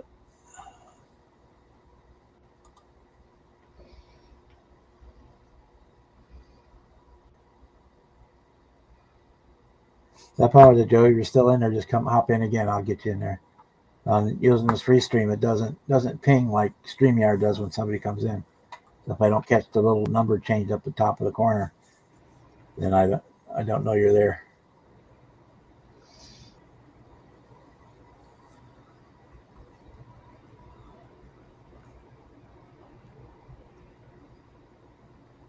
Jason, Happy New Year, brother.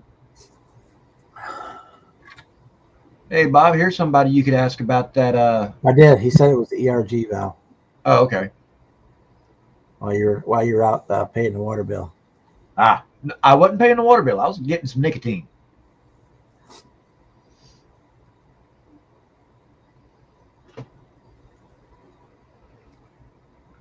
Okay, so yeah, I'll just make it I'll just cap it over like the pictures I saw. Put a little piece of bare metal foil over the top of it because I'm not going to plumb this engine. So, but I got another one, so I know next time I can add it.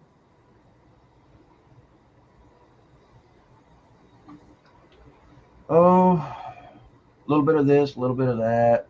Working on Don Garlett's Swamp Rat 30 from Atlantis. Working on Tom McEwen's Mongoose from Atlantis. Working on a tow truck bash utilizing the cabin chassis from this older Chevy 1500 with the tow bed from this mostly snap GMC 77 GMC.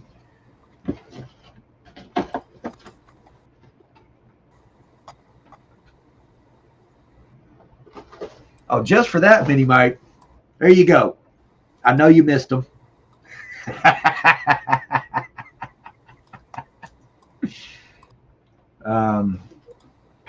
I'm working on my 64 Nova for my Model Club group build. Been doing some cleanup on a 69 Nova that I'm hoping to be able to get into Benchcraft Racing Weekend Warrior group build. Doing some cleanup on the 55 Chevy that I'm going to do for my second build on the 6 series I'm doing. When are you going to start that, Ed? I've got one. I can buddy build with you. Do the same thing. Basic build. Uh, well, I've already started the cleanup on it as far as for cleaning using my nail file and hobby blade Let me know for when you're ready to cleaning start seam. the series, and I'll do mine alongside yours. And Oh, oh, the series is already started. In fact, that this Camaro, on the this is the 55 first itself. build. Yeah, the Camaro is the first build that I did for that. Also, Joe, I think his name is, over at Big Sky Models. Huh? I want to say Big Sky. Yeah, Let's see. The one where he started doing the building on a budget type thing with his yeah. son. Uh-huh. Yeah, that was based off of my Beginning Basics series. So, So yeah, when just you have to whenever you start want. doing the series on that 55, let me know and I'll build along with it. I'll put up videos and stuff. All right. I've got the version of the kit that has all the Nomad parts in it too, so it can be a little bit. Yeah. Yeah, and when I build this one, just like I did with the Camaro, I'm going to build the street machine version of it. And then for the John Wicks, I don't know if I'm going to do that as a. No, they're not molded on that one. In fact, they give you a option of a You street can do. machine side Yeah, dump types. yeah. With this one, you can do the side dump headers, or you can do the factory exhaust. And then when I get to that John Wicks Nova for build 3 on my beginning basics, or Chevelle rather, for the beginning basics, I don't know if I'm going to do that as the factory stock Nova or the movie version or maybe some combination thereof.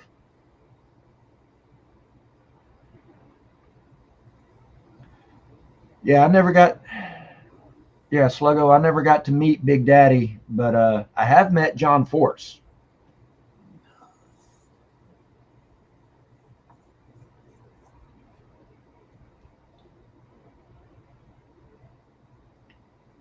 Oh, And one thing about John Force is the effervescence that you see when he's doing a post race interview or something like that.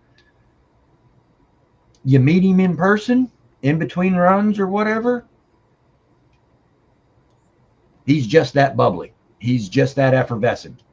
I mean, what you see of John Force when he's uh,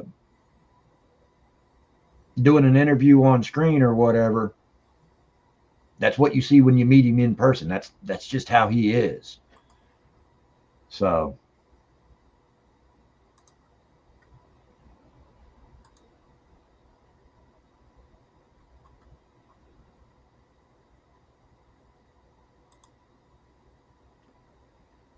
wow, daughter and 3 grandchildren for 6 days. yeah. Woo!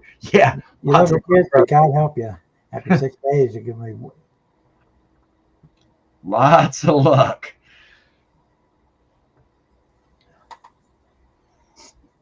It's been a long time since I built it, so maybe it might be molded onto the rear end. I don't remember. No, Maybe I if think you cut it the off if you don't want it on there. But I yeah, know it has the side dumps option. I think the factory exhaust is molded into the chassis. Yes, the factory exhaust Is molded on. is molded into the chassis on the 55. Okay, I was thinking it wasn't because I had the side dumps, but that's easy enough to knock off. Yeah, but yeah, it's got the little chrome headers with the Header side side. dump. Yeah, that's what I used on the last one when I did it. When I did it.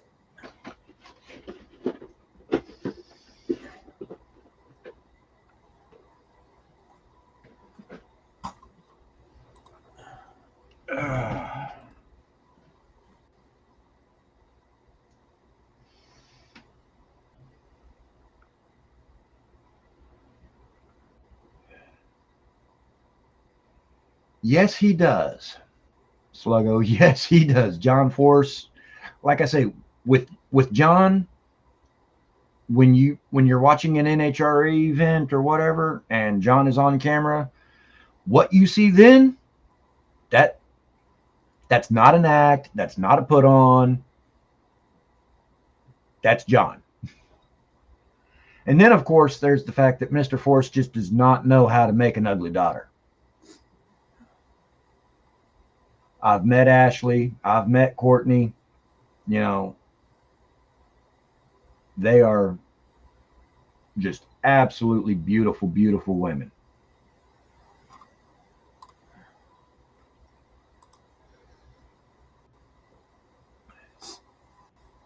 Oh.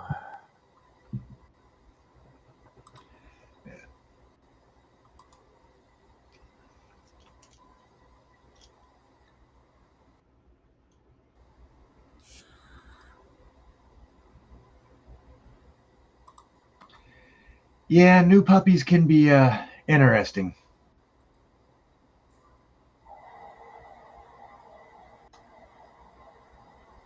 So can old ones. I'm going to be dog sitting for my brothers while they go to Hawaii for 2 weeks. Yeah, that's what I did over Christmas, Christmas Eve day, Christmas Day, and day after Christmas. I was out at my mom, little brother, and sister in law's, dog sitting for them because his father's mother has been kind of up and down with her health, and they don't know because when she's down in her health, she's very down in her health, and she's in her 80s. She's like 83, 84. So they're not 100% just how much more time she's going to be with us. So they wanted to be able to go out there to have at least this one last Christmas with her instead of very possibly having the regret of not doing it should the the unthinkable happen later this year. So Yeah, we kind of did it up big here because we kind of figured this is probably the last Christmas my mom is going to have at home. yeah, This time next year she'll probably have to be in the home. Working on your dart. My dart's already done. Working on my demon. I hadn't even started my USAC dart yet. To be honest.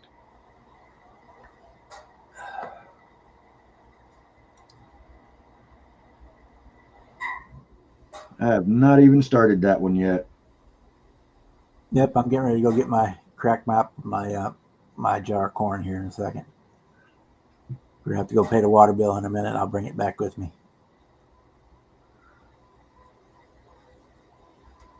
Yeah, it's still 2 hours to go for me, so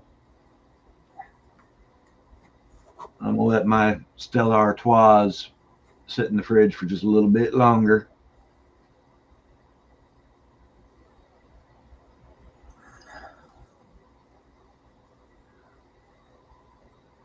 I do know what I'm doing next, though. Here we can show you that.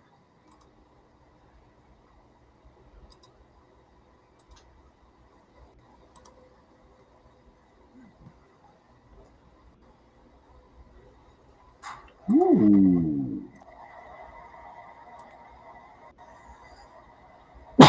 The 1970 GTO from Slapshot. Nice. This is the actual movie car.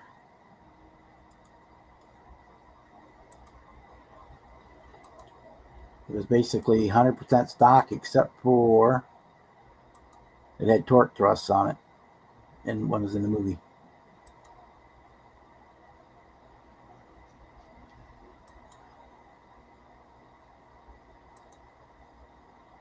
That's gonna be my next build.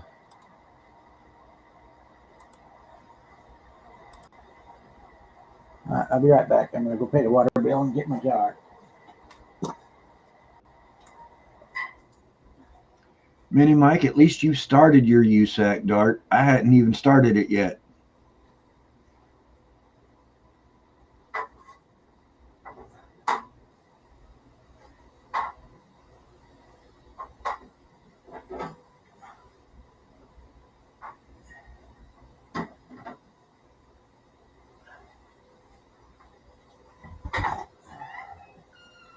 I've got two Stella Artois in my fridge getting cold. I put them in there about 2 hours ago. I'm gonna let them sit for about another hour and a half before I crack open that first one.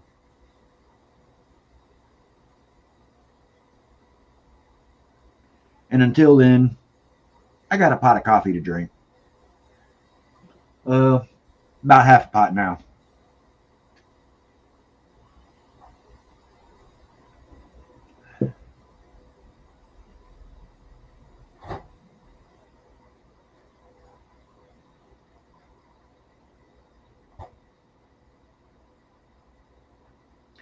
I don't think I could buy and build one kit at a time. If only for the fact that just like this tow truck bash that I'm doing, I normally don't build one kit. I'll normally build, well, I'll get one build done, but I'm normally using 3 and 4 kits to get that one build done. Though I will say that with the proliferance of 3D printing, especially the fact that I now have a 3D printer, I don't have to do that as much anymore because now I can print the parts that I want or buy printed. I can either buy printed parts or I can just get the STL and print it myself to do what I used to have to do what I used to have to get 3 or 4 kits to build one kit with. So,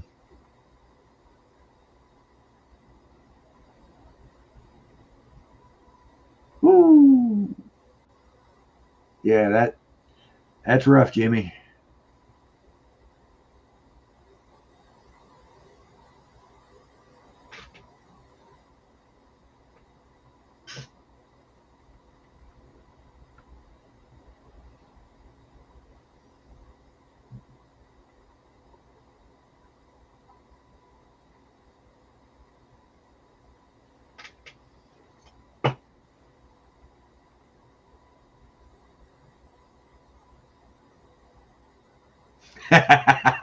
Bourbon Mike.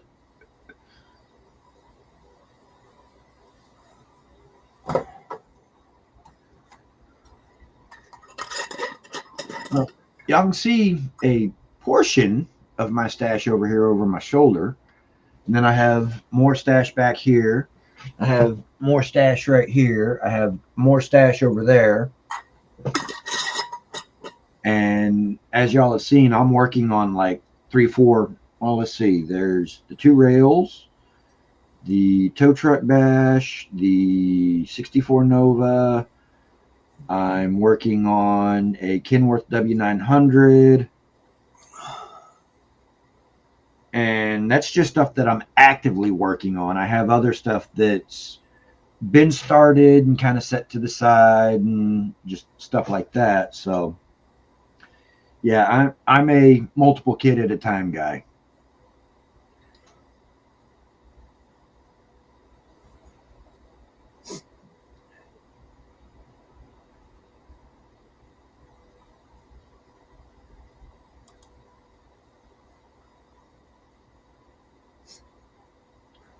I mean,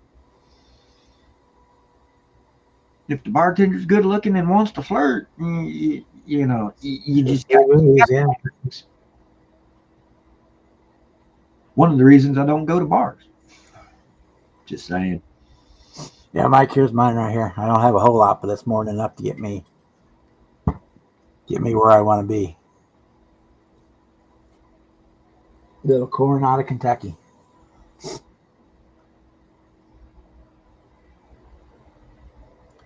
And also I can strip paint with it if I need to.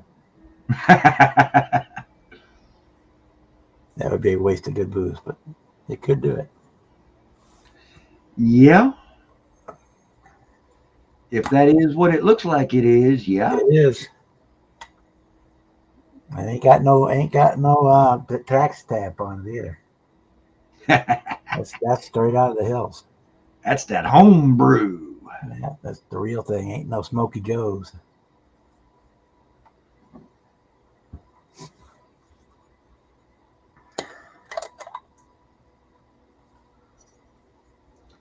All right, Jason, you have a great night, brother. Happy New Year's to you.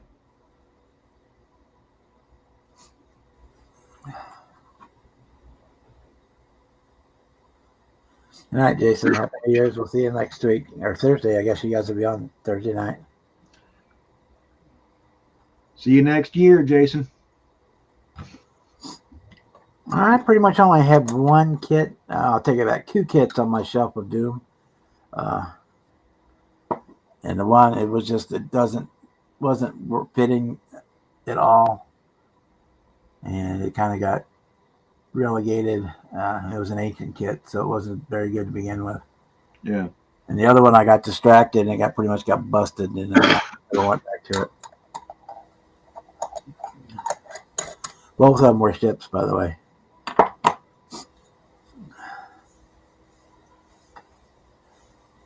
And I plan on doing 2 ships this year, sometime during the year. And I got my Hobby Link Secret Santa was a MiG-21, so I have to get started on him soon. The Edard Propy Pack kit ones with the color photo etch in it.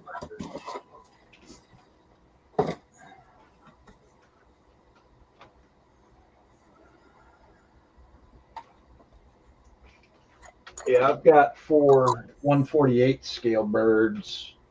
I've got an SR-71. I've got a F-14.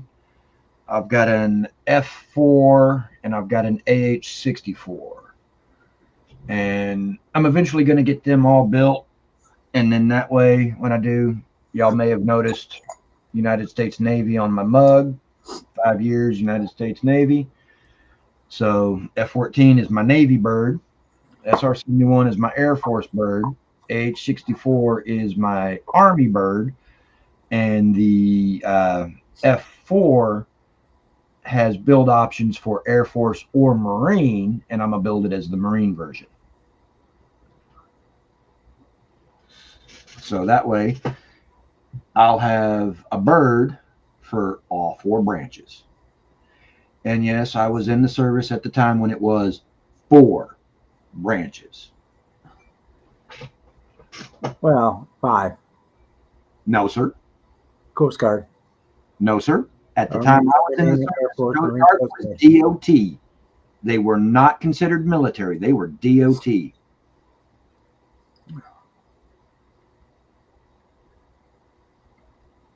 I did Armed Forces Group build last summer. I did what did we do? We did a duck for the Coast Guard. We did a PVY for the Navy. Yeah. Now, yes, the Coast Guard did work with the Navy at that time, and they have been since incorporated by the Department of Defense to where they are now an official branch of military. But at the time I was in, they were Department of Transportation, not Department of Defense. And then what else did I do? For the Army, I did Yep. Marines, I did a Huey, and for the Army, I did a Cobra. That's what it was. Yep.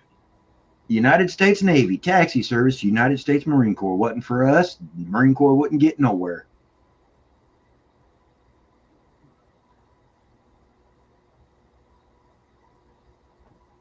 I think it was Daniel that had the Armed Forces Group build last summer or the summer before. Sluggo, United States Navy, 96 to 01. Electronic Warfare Technician, Petty Officer First Class Hood, reporting for duty. Ship was hull number CG-56, USS San Jacinto, based out of Norfolk, Virginia.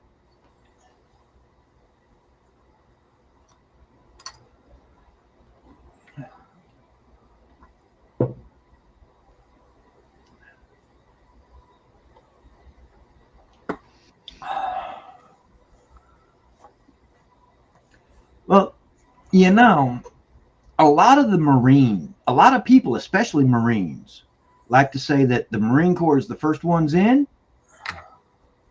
And no, they're not. United States Navy are the first ones in and the last ones out.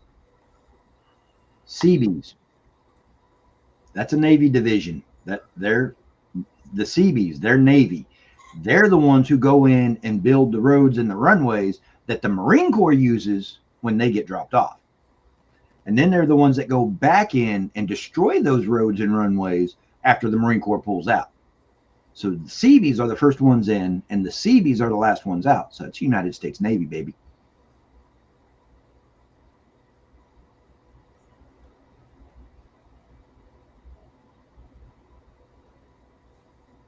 Just saying. Delta can't go. Can't nobody go in until the Seabees go in and make roads and runways.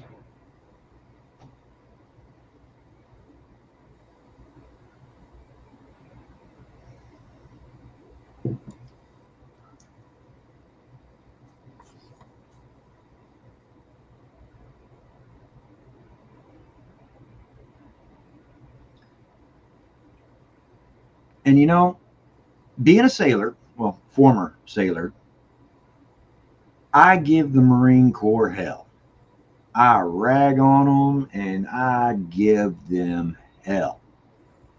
However, I do so out of just good fun because I have the utmost of respect for my jarheads, for my devil dogs. Because ship I was on with my job as electronic warfare tech, because I had control access to just about every weapon system on board that ship because of what my job entailed. I was at least partially responsible for every weapon system on that ship. And my ship was a Tomahawk guided missile cruiser. So when we would pull into Little Creek, we would take on occasion, nuclear equipped Tomahawks. And when we did, we would also take on an extra contingent of Marines as security for those nukes. I was very, very grateful for my Marines. So, combat engineers, okay, United States Army.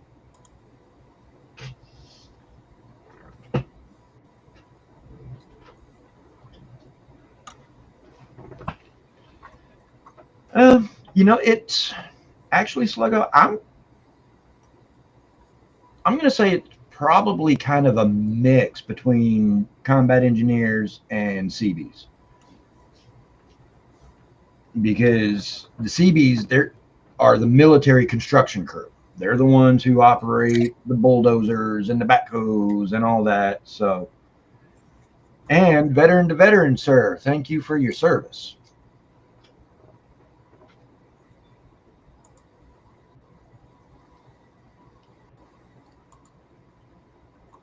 So, you know, yeah, I give Army hell, I give Marine Corps hell. I for damn sure give the Air Force hell.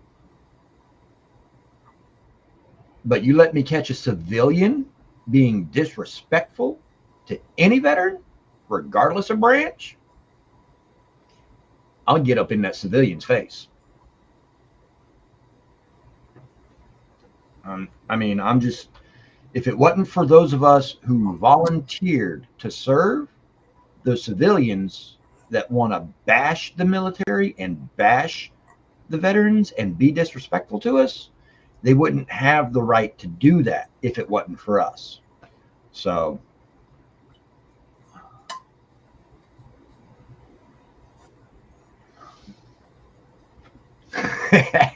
Kevin.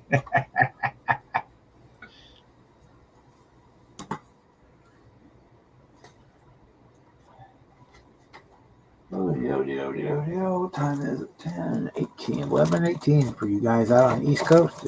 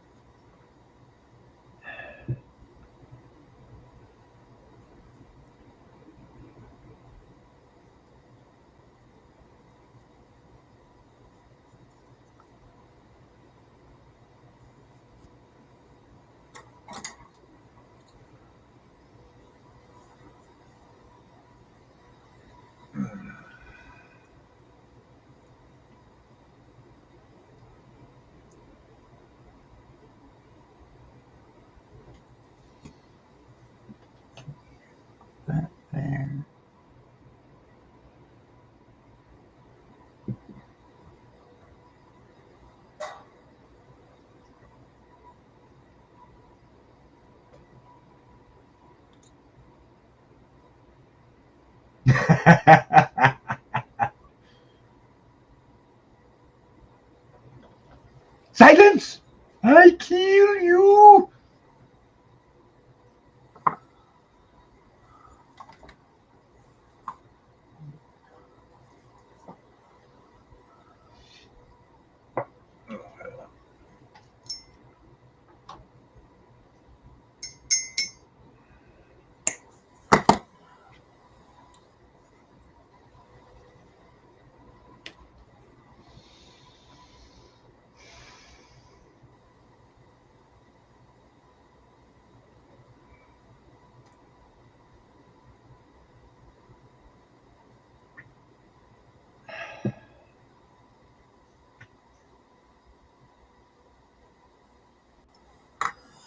Okay, that'll work.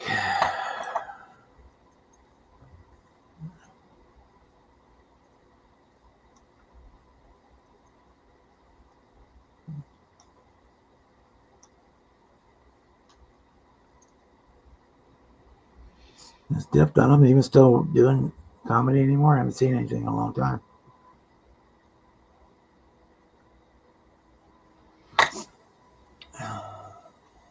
Sergeant Schultz, I know nothing. I know that one.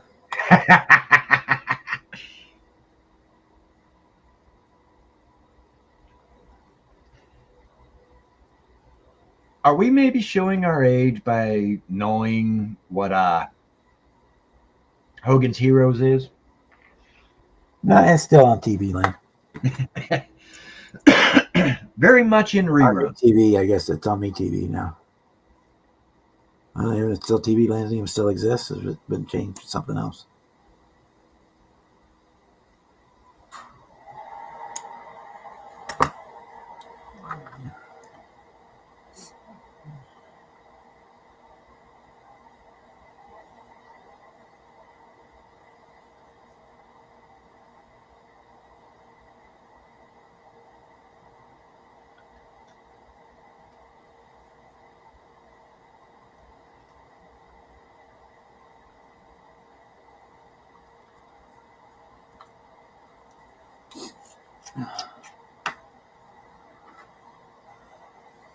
I didn't know every time emergency comes on me TV, I want to build Squad 51.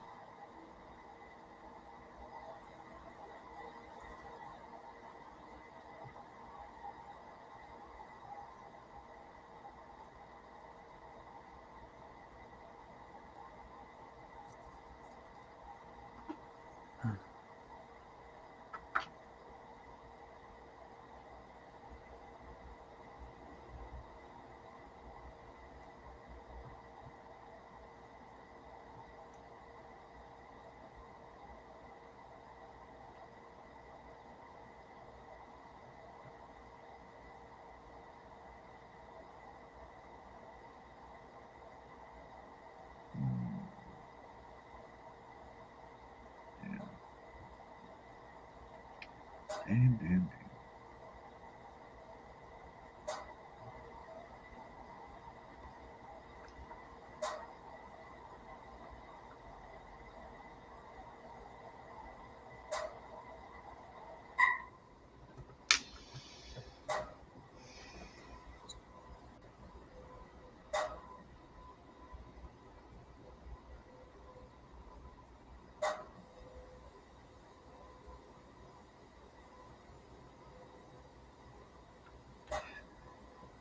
I wouldn't be surprised, Kevin.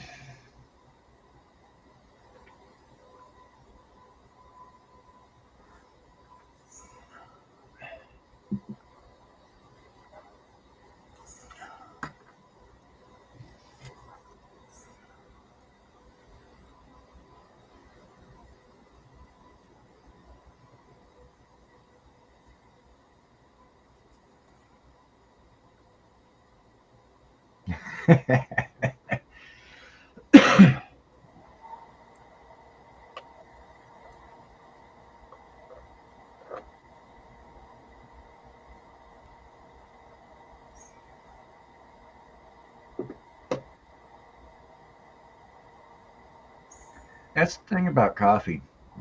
Doesn't keep me up.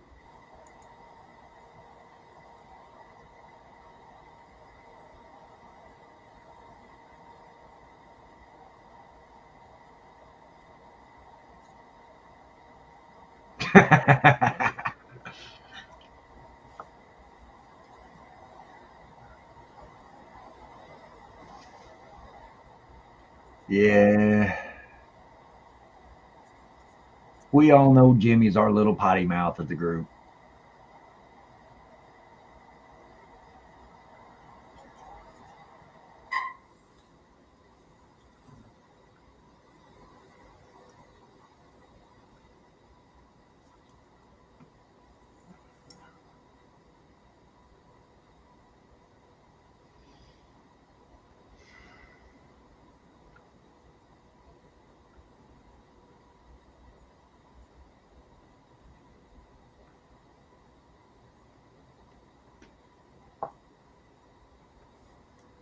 There we go. We have radiator hose.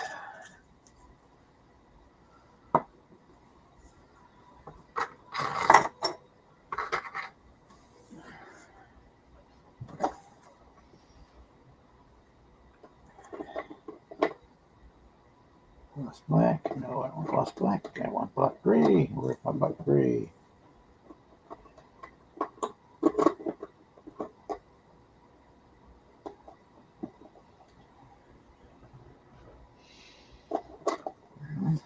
Come on.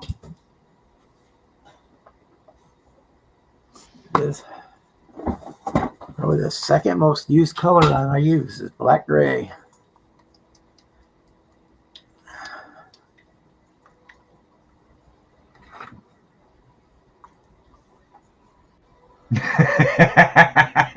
Morgan's rum. Oh man.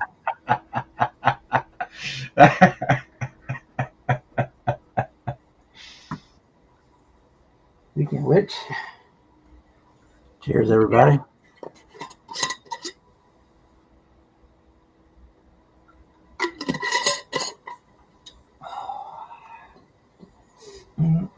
Smooth, smooth, smooth. Warm feeling in the belly. Captain Morgan rum and coffee. I've never tried that.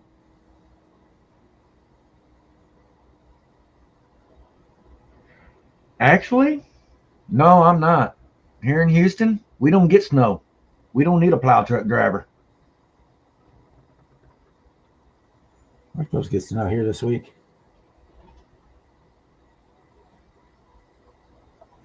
Well, about the weekend. We're not supposed to start here.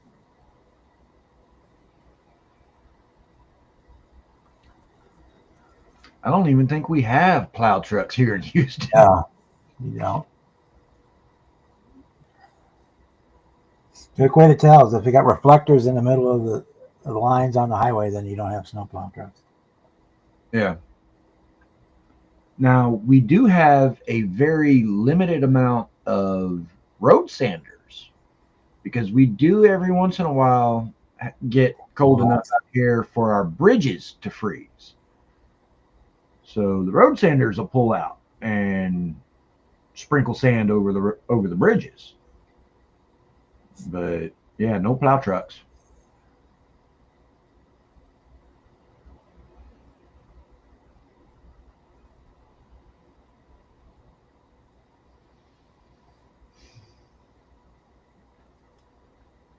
I hear all the DLT trucks are plow trucks. I just switched the plows and the salt spreaders in and out of the dump trucks.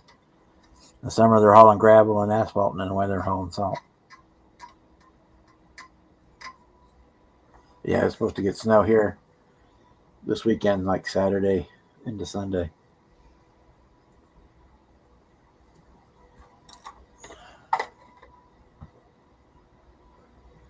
Which is why I took all the outside Christmas decorations down today. Okay. Do that shit when it's cold and snowy and icy out there. Right. So they all came down today.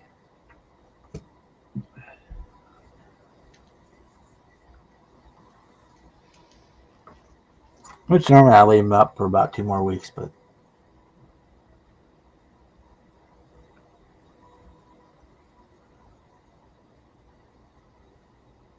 yeah, I'd hate to see Houstonians have to go up to any of the more northern states this time of year. They don't know how to drive when the weather's clear, let alone when the weather's foul. That's all right. The people up here don't remember how to do it from year to year either. That's like the other day we had some pretty good rain, and like I say, Houstonians don't know how to drive, and that's even when sun's out and shining and the roads are dry and conditions are great. They don't know how to drive. It starts getting rainy and wet and slick from that, and they think it's time to step a little harder on the gas pedal. And I'm like, you stupid. Yeah.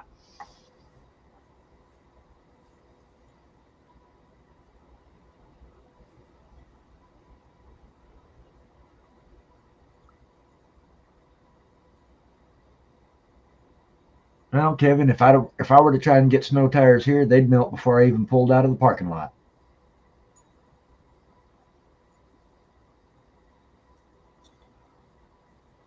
Yeah, we're not allowed to have studded snow tires here anymore. We used to be able to.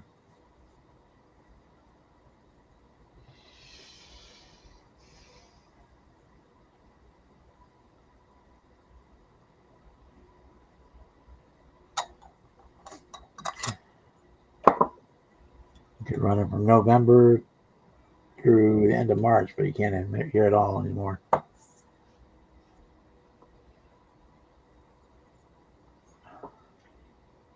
Yeah. When your tail end starts trying to come around to meet your front end, turn your wheels to the direction of whatever side your tail end's trying to come up into. Well, that takes all the fun out of it. No, it's what you call a power slide.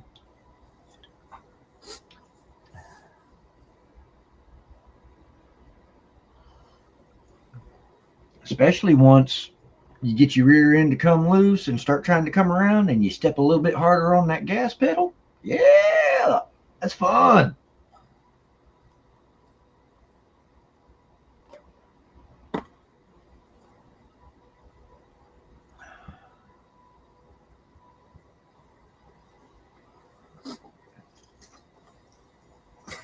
I honestly have no idea what my 94 Chevy would do in the snow.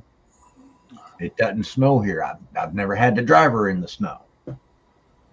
Now, I do know how to drive in the snow. I have driven in the snow. I have lived where we got snow. So I know how to drive in it. I'm one of the few people in this city that does. But I'm just not sure what my 94 rear wheel drive Chevy would do in it. Especially considering as roads get wet.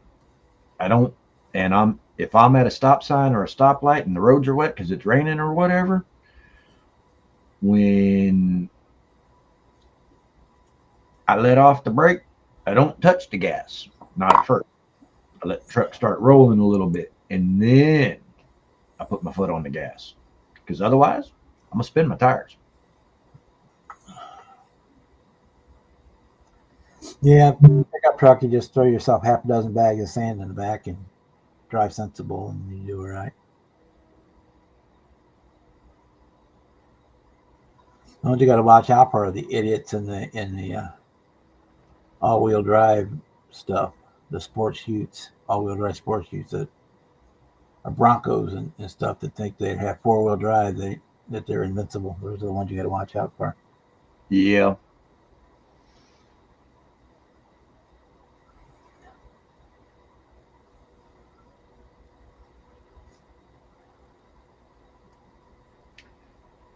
The ones that think the S on their shift knob is for snow and not sport.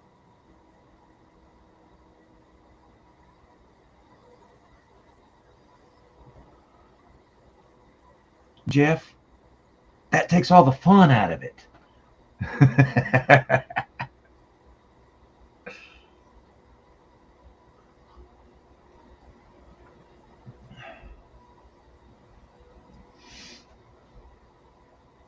Oh yeah, that's how you learned it. Up here, you go out to the big shopping mall parking lot on the night of a big snow.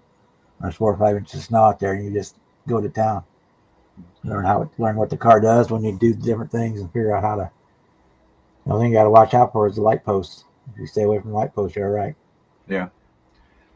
I also like to use concrete blocks, cinder blocks. Those work well as. Uh, I like to use bags or buckets of kitty litter, Yeah. because then if you get stuck, you can toss it out under the Yeah. tire. Toss that out under your tires and get a little bit of extra traction.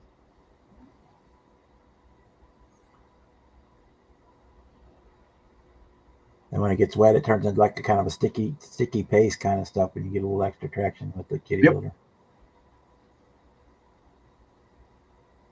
Or the concrete gets wet in the bed of your truck, you get a mess. Well, Alex, I agree. Problem is people here in Houston don't understand that concept.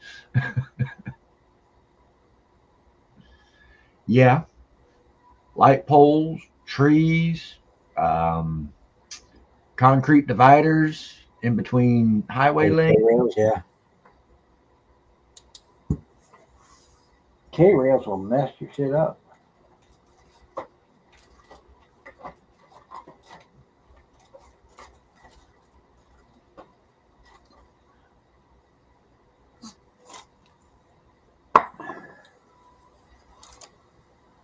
I mean, like me, when I'm driving down the highway and the weather's nice and traffic is light, I've got my foot down on it and I've got my 94 Chevy running 85, 90, 95 mile an hour. No problem. It starts getting wet and rainy. Speed limit here in Houston is, depending on the highways, depending on if you're in central Houston or if you're outside of the Beltway, is if it's either 60 or 65. I generally keep it about 50, 55 regardless once it starts getting wet and rainy. Yeah, it takes me a lot longer to get where I'm going, but if I have to come to a stop pretty quickly, that 94 Chevy will stop quickly from 50, 55 a lot easier than she will from 85, 95, especially when the roads are wet.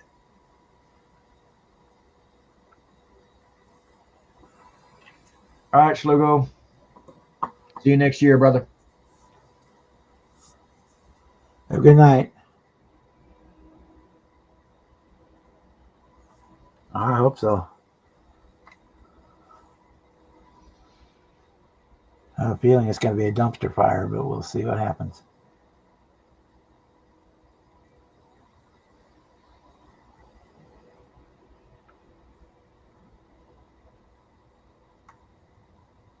I got my hopes up.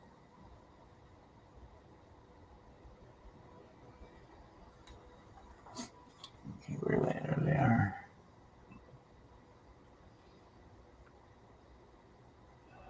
Yeah, my 94, she's a 350 V8 with a 4-speed automatic. So I wish I had a 5-speed manual. Then you won't have to worry about anybody stealing your car. Exactly.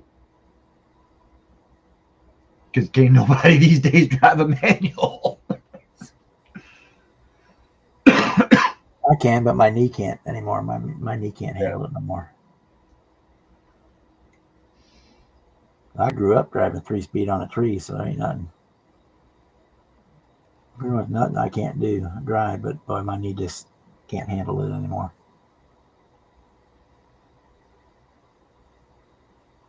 I definitely agree about the libtards there, Jeff.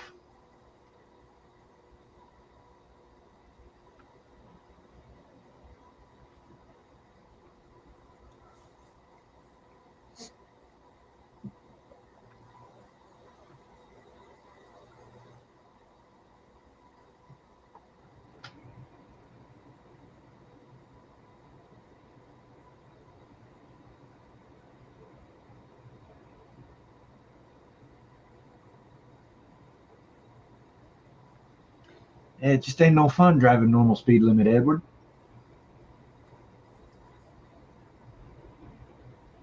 I much prefer to go as close to 100 mile an hour as I can possibly get. Now, granted, I only do so when the weather's good and traffic's light enough for me to be able to do so safely. Traffic's heavy, I slow it down. Weather's bad, I slow it down. So, you know, yes, I like to drive fast. Yes, I like to drive hard, but I do so only when weather/traffic conditions permit to do so.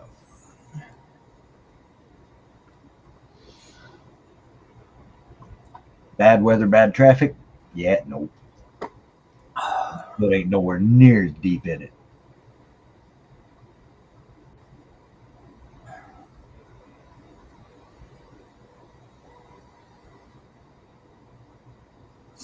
Drive a stick. Yeah, once you learn, it's like a bicycle. You never forget. Pretty much, yeah. The only thing you got to check is depending on the vehicle what the shift pattern is. Yeah. Different vehicles get different shift patterns. And if you get into the big trucks, then you got your high and low axles and multiple ranges on the trans. You got to figure out which one is which. But other than that, it's all the same. In anywhere between 8 and 25 gears. Yeah. And that's before you start considering high range, low range, and all that other On stuff. the axles, yeah. So, Yeah, my grandpa's truck had 12 forward speeds and two backwards. And then you had two ranges on the axle, so it basically had almost 24 gears. yeah.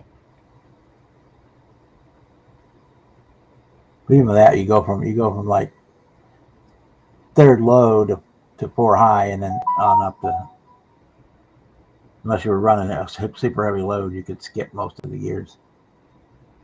The same thing, you could start out and then the high axle unless you were really loaded down.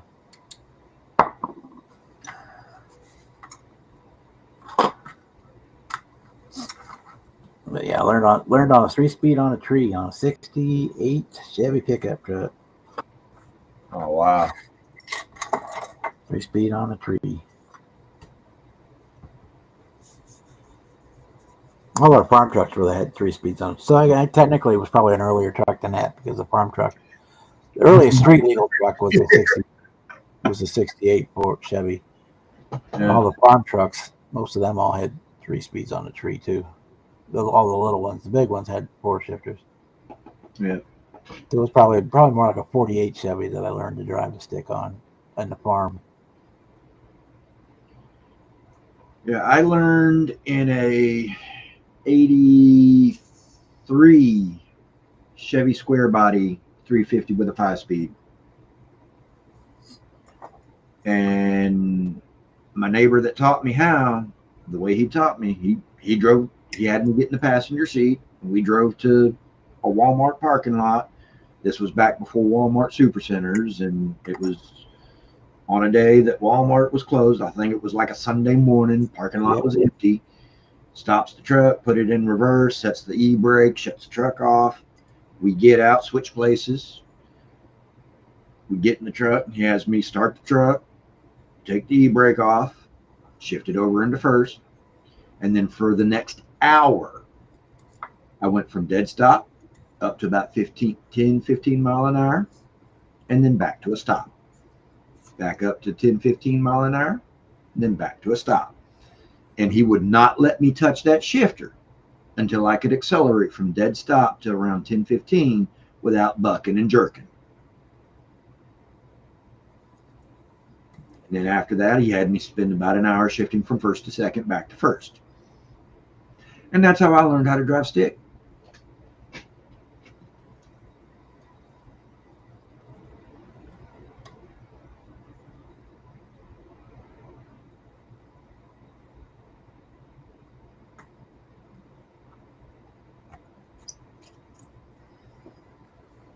All right.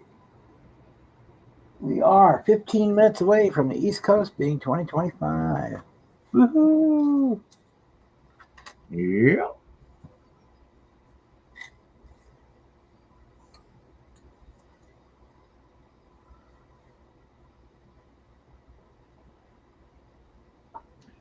And it was after he taught me how to drive sane in a stick shift that he then taught me how to performance drive stick shift. You know, floating gears, double clutching. Yeah. That was the fun stuff.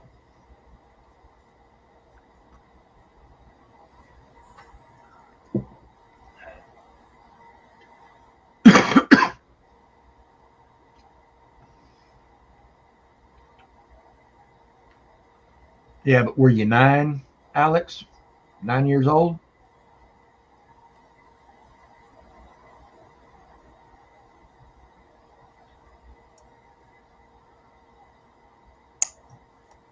Because that's how old I was. Oh, at 9, I'd been driving just a tractor. And I know my neighbor who got me into NHRA junior drag when I was 9 took me out to a Walmart parking lot when I was 9, put me in the driver's seat of the Chevy, and taught me how to drive a stick shift. The tractor, you just put it in whatever gear you wanted to go in, and you let the clutch out, and you went. Yeah.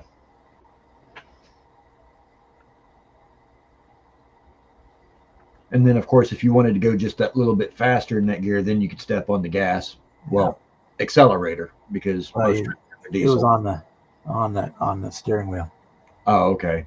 The Throttle was on the steering wheel. It looked like a blinker handle, but it was the throttle.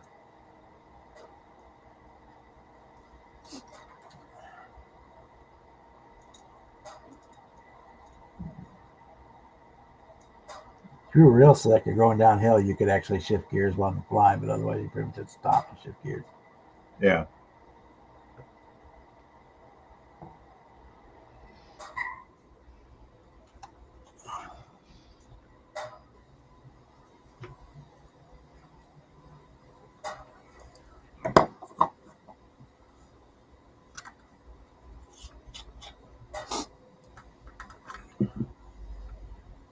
Yeah, we drove a farm tractor as soon as you were tall enough to reach the pedals. Yep. Without having to stand up on them.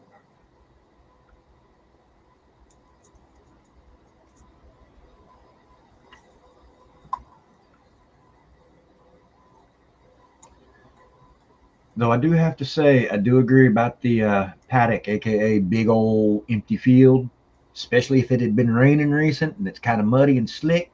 Oh yeah.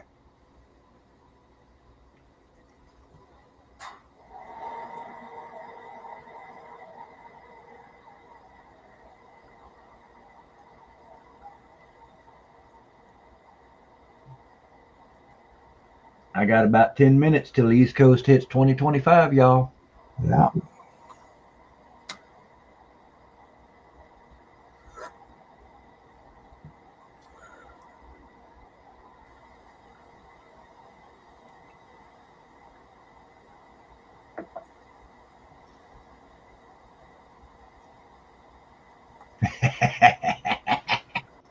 I hear you, Alex.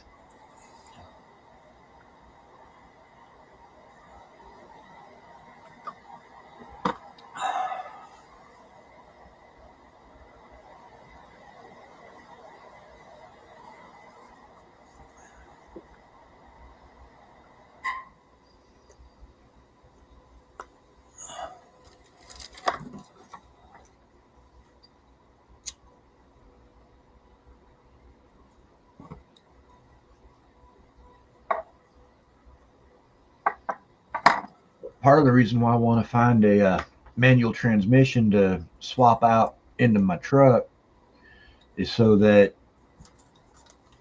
since my grandson's going to be 2 this April, giving 13, 14 years from now, maybe a few less, I'd love to teach the boy how to drive a manual. Yeah.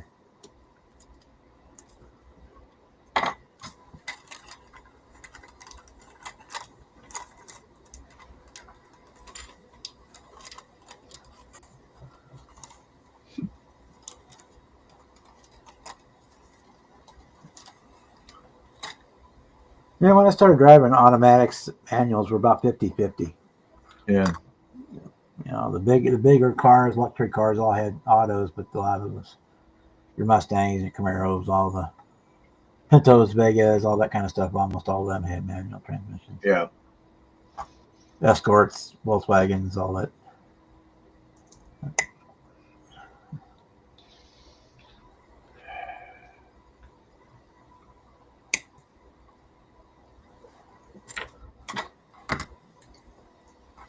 The Jettas and the Rabbits and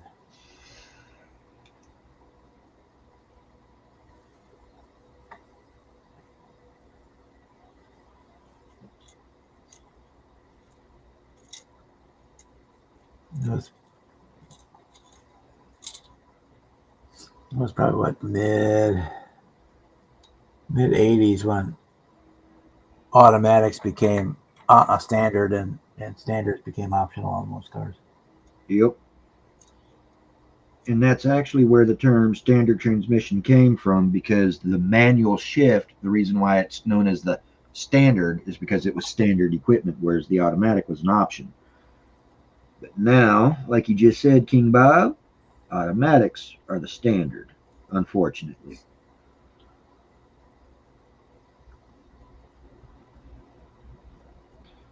And could be the fact that I learned how to drive in a manual that causes me to have a little bit of prejudice. But I just prefer a manual. I like my row your own.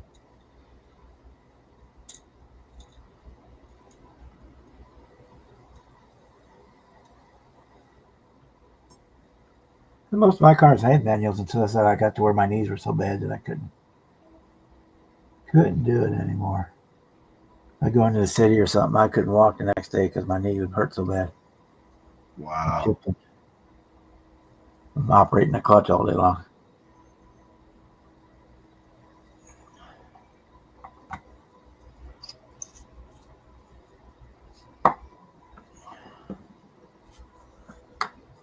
Okay. 8 minutes. 8 minutes and counting. According to my clock there. This one says 6 minutes. So somewhere, so we'll say 7, halfway between.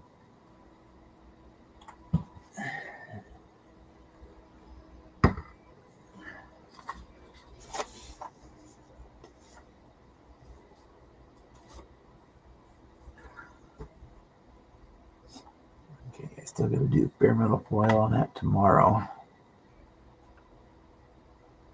I'll let the decals dry in overnight before I start that.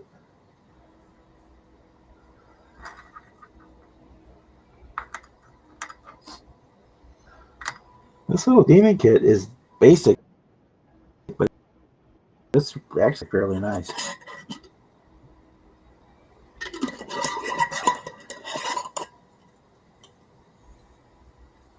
You can build it fairly Sounds decent like right out of the box. It's also very easy to bump it up a notch, or 2, or 10.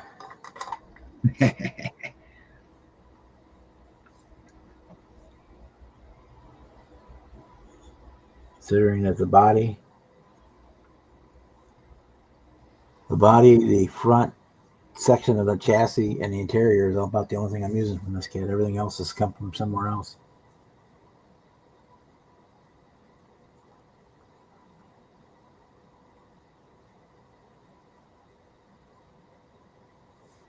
Exhaust, second more from the exhaust. Where is the exhaust? I need to paint it first, but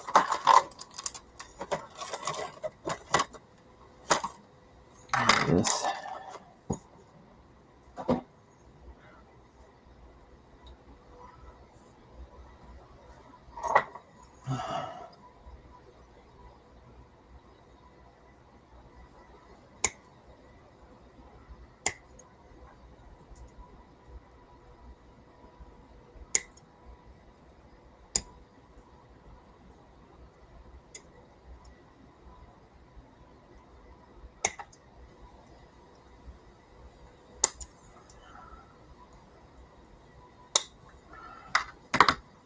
One less screw.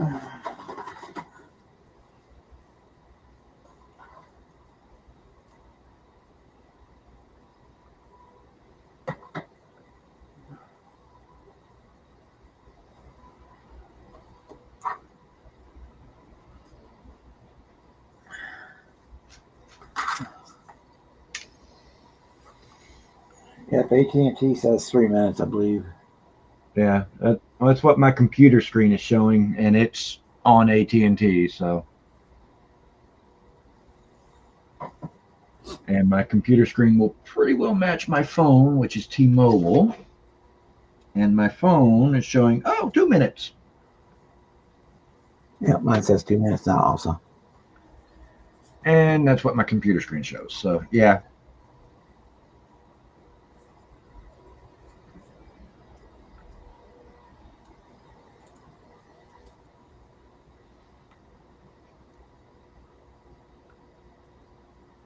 Yeah, the church bells are ringing.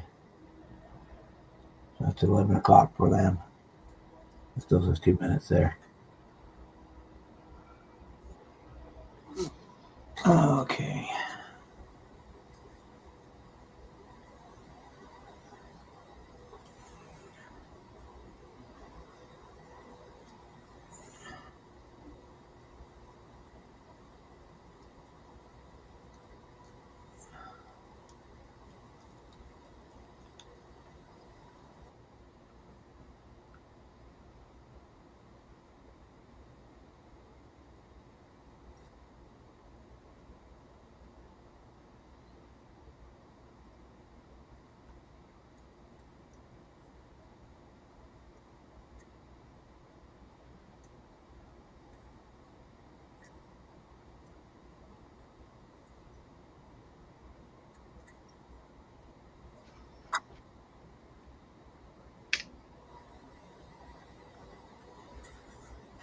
One minute. Or less than a minute, actually. Yeah.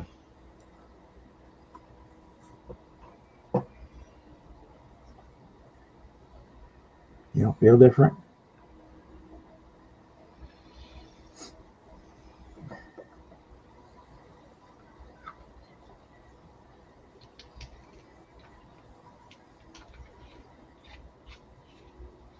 There we go. Ta-da! Happy New Year, all you East Coasters, and the Across the Ponders already been there. Right? Happy New Year.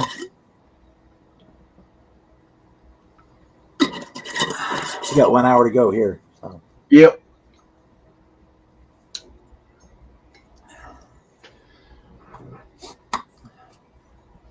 Speaking of which, you guys on the East Coast can start the Born at 65 group build because it's now officially open for you guys.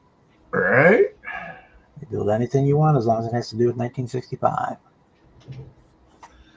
You got till May 15th to get it done, which is my birthday.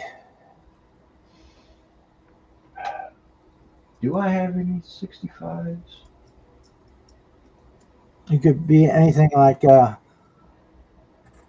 example, the Vietnam War really got up and going at 65. Operation Rolling Thunder started then, so you could Yeah. do something from the military from that era. The Gemini space program, astronauts and cosmonauts doing spacewalks was all in 65. I do have a 65. I've got a 65 Chevy Stepside. It's the There 2 you in go. one. I'm going to It's do 65, 65 in the Canvas. What I'm going to chrome do. trucks with the green box art. I'm going to Yeah, do, this is probably my first one. I'm going to do several, but this will be the first one of those for the group yeah. build. Be the Proof 65 in Pala. I'm going to go pay the water bill. All right.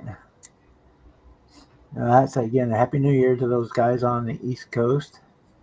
Us Midwesterners got an hour to go, and then depending on where you're at from there, you got to have 2 hours, 2 hours or 3 hours still to go.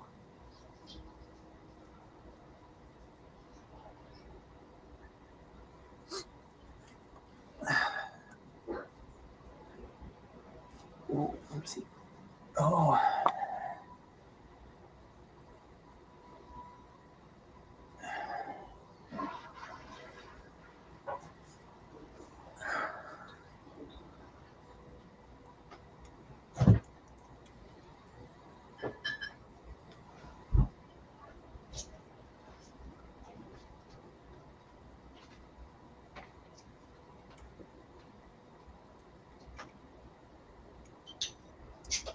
Let's see.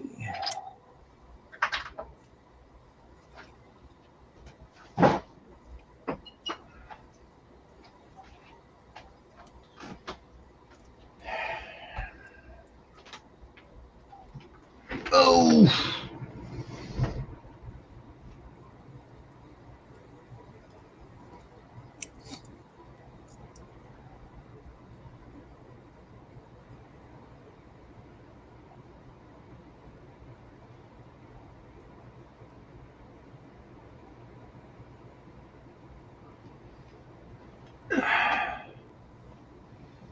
Okay.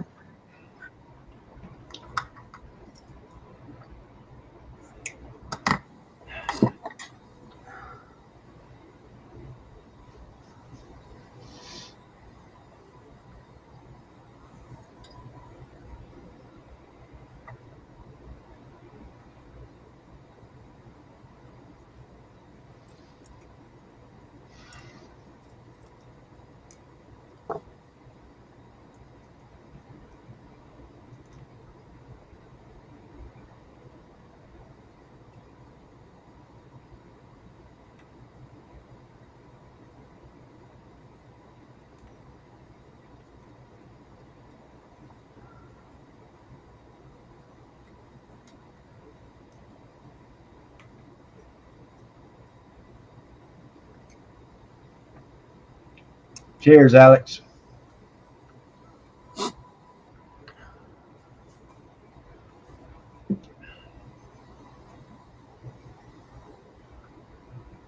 The Granite State Model Club, huh?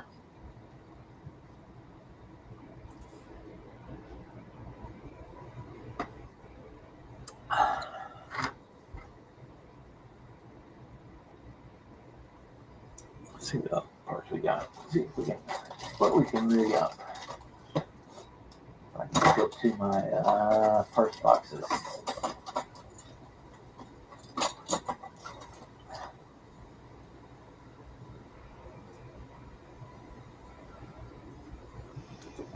I do like those.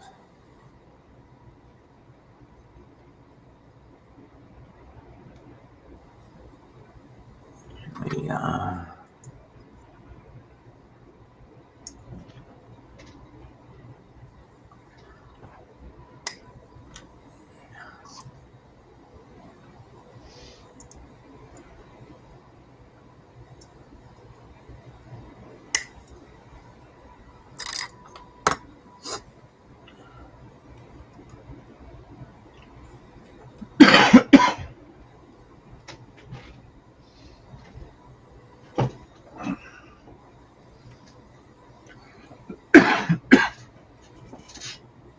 Ooh, shit! It's a cold. It's a cold one out here in Houston. 56 degrees.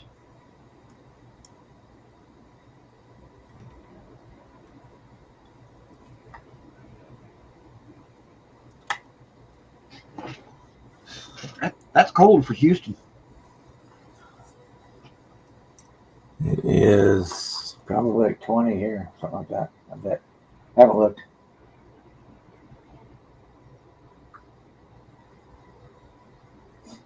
$33. It actually went up a degree. I do not envy you. I've got my heat on set at 75 degrees right now inside the house.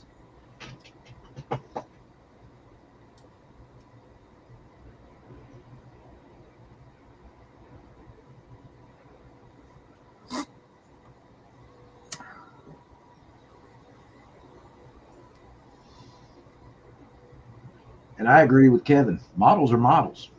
Doesn't matter if it's an aircraft, if it's an ocean void vessel, if it's sci-fi Gundam, if it's automotive, big rig, military, figurines, whatever. Models are models.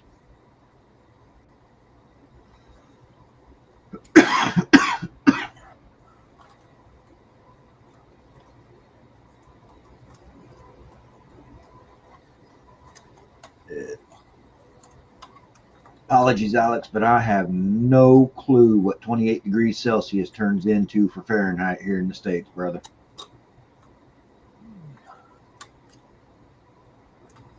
$38 is about 100 degrees. No, 20. You double it and add 10. I think is how it works. I have no idea.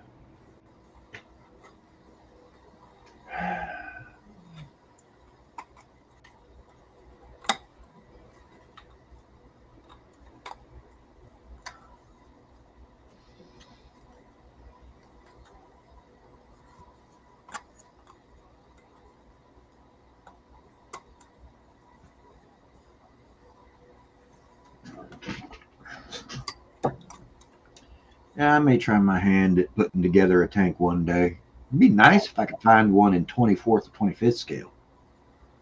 I hate that military armor, it's all in smaller scale. You can get the one. There's a bigger scales of 24. Well, I think there's a bunch of 116 stuff out there too for I armor. don't want anything that big. That's a little too big. I ain't got the room for that. But I would love to add some 24, 25 scale military tanks and such in with my automotive. That would be awesome. Problem is, it's so hard to find. And then when you do, it costs 3 arms and a leg.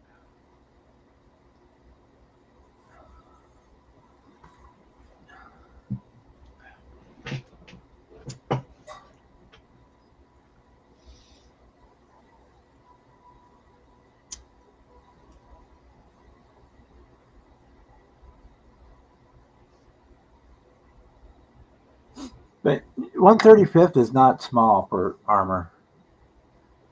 Let's see here. I mean, no, it's not small. It's at least not for armor. But it just it doesn't look right sitting next to a 24, 25 scale car, you know? Oh, there is some armor available in that size, but Yeah, like A, it's very difficult to find, and B, when you do, it's expensive. aircraft you can find aircraft easier in 124 scale than you can armor. Yeah. But yes, that's the Sherman here is almost a foot, about 10. Well, with the barrel, it's right at a foot long, Yeah. and about 8 inches or so tall. So it's not small, not super small. The Abrams I've got over there is about twice the size of this one. It's 135th scale. Yeah.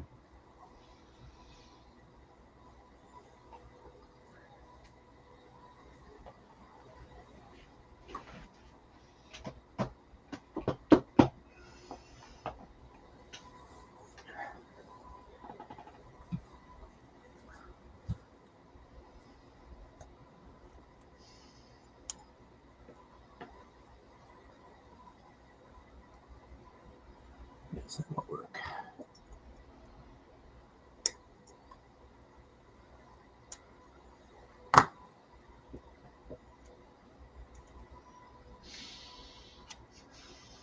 This other one. We're gonna cut this one.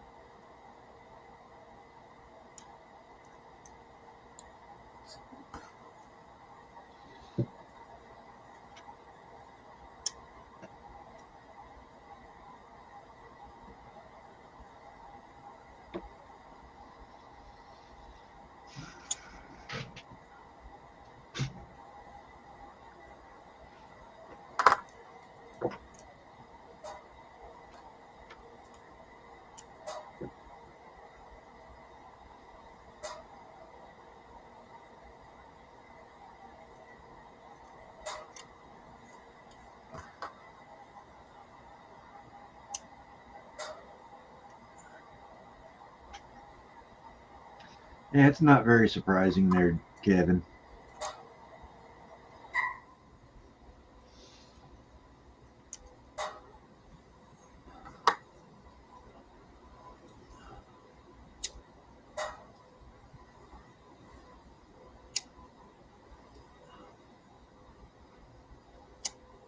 The thing is it ain't even New Year's yet for Jimmy. He's same time zone as me and King Bob, and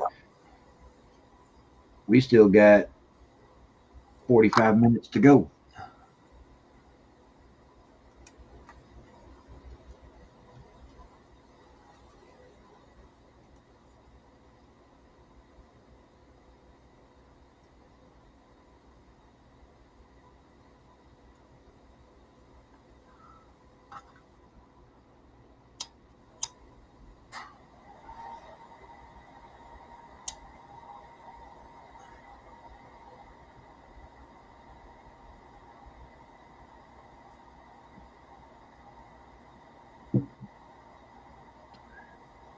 Oh, Jimmy will be snoring. Yeah, most likely. He only had to work. I'll give him a pass. He had to work today.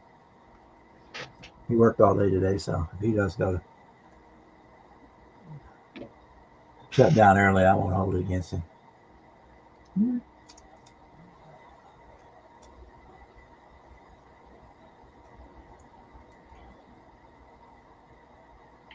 Those will work. Up since 8 this morning.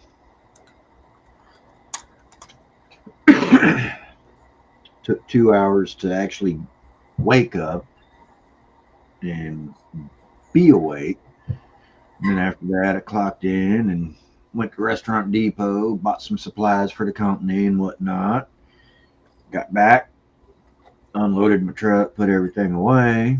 Then I got to clock out, and I've been working on my builds ever since. Well, sort of working. I work for a little bit, and then I stop, watch some YouTube, and then I work for a little bit, and then I stop, watch some YouTube. Y'all know how it is. Today I took down Christmas decorations all day until the hockey game started at 4. And I sat down and watched the hockey game. And time it was over, I grabbed something to eat, and it was time to come on here.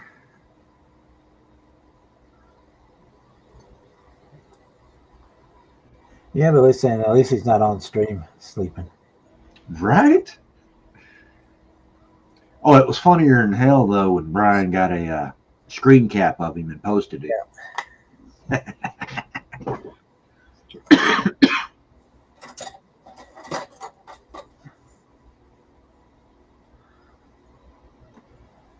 I think it was Brian that did that. Yep.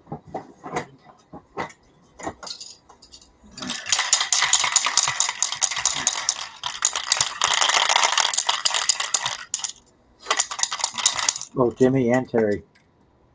Terry too. Got both of Yeah. them. Though T2 likes to blame it on his dog. At least when I fall asleep on camera, I don't snore.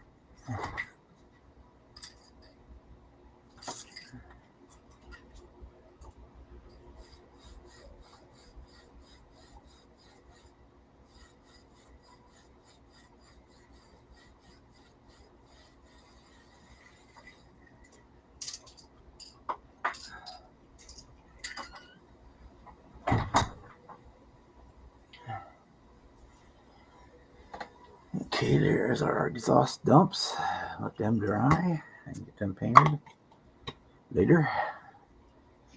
Chiclets for sandbags, huh?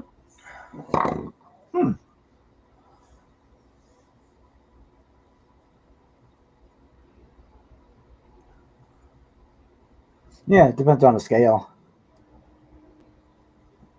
Chicklets might be a little small for 35th scale one, but for 148th or 172nd, they'd be just about right.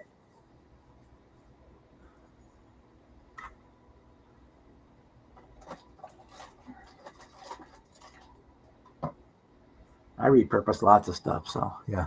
Yeah.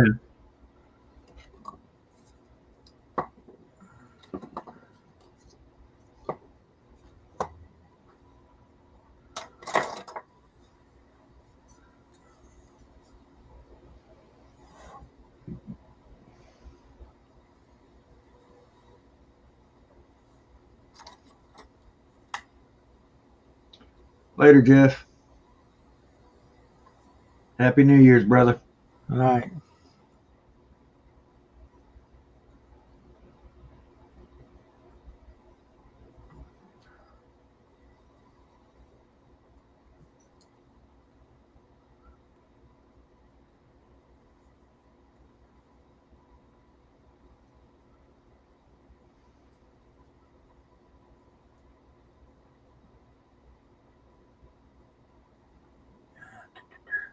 Time. One more time.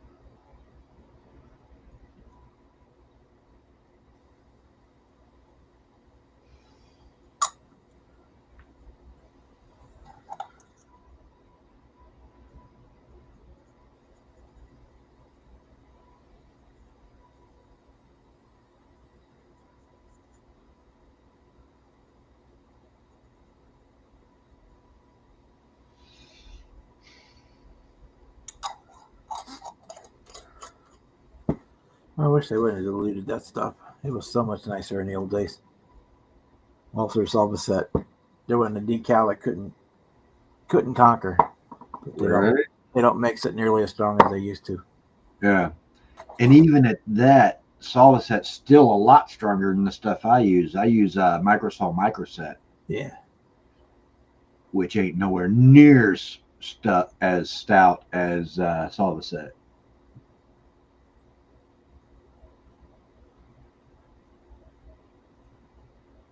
My old bottle of Solvaset, you put it on there one time and you were done.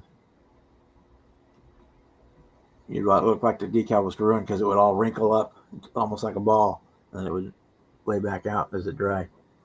Wow. Super smooth, but this stuff here just doesn't. I don't even think it's as strong as the Microset or Microsol. Yeah. No, Microset and Microsol compared to Solvaset, and you might as well be putting water on it. Water, yeah, I know.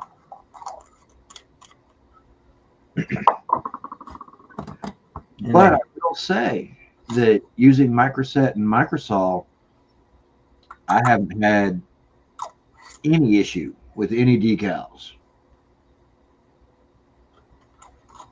That and they quit putting the brush in the lid of the Solvaset now. So fortunately, I figured that out before I threw the old bottle away. So I just keep pouring the old new stuff into the old bottle. Yeah. No, I think the old stuff had a little more acetone or something in it because it would clean them down right now. Yeah.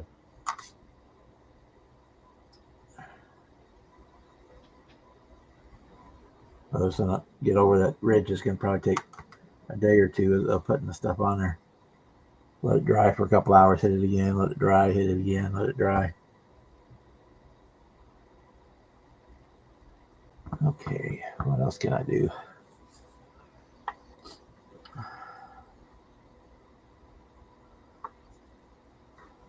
That's done.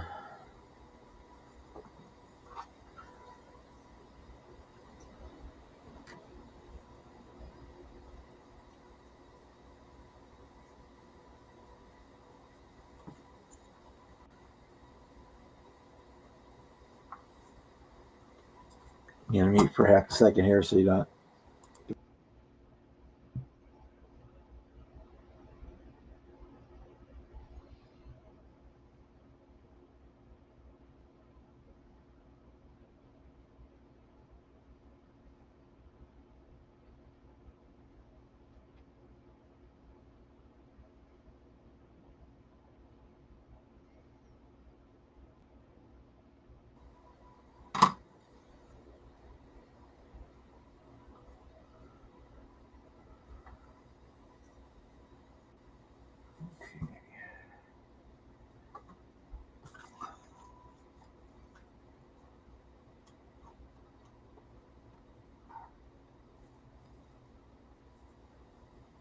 They don't do that crap around here with the guns. It's,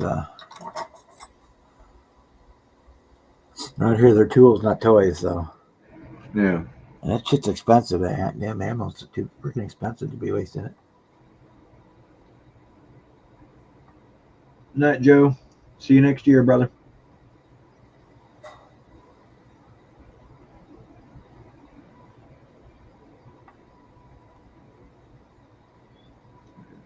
The neighborhood I used to live in before I moved here, where I'm at now. Come 4th of July, New Year's, etc., you hear more gunfire than fireworks. But this neighborhood is a little bit more upper class, and yeah, it's not so much on the gunfire here. Then again, my old neighborhood, when I would go outside at night to smoke a cigarette, and I generally go out every hour and a half to 2 hours for a smoke.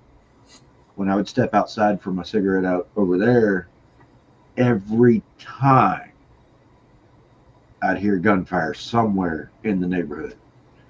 So yeah, it was kind of a rough neighborhood out that way.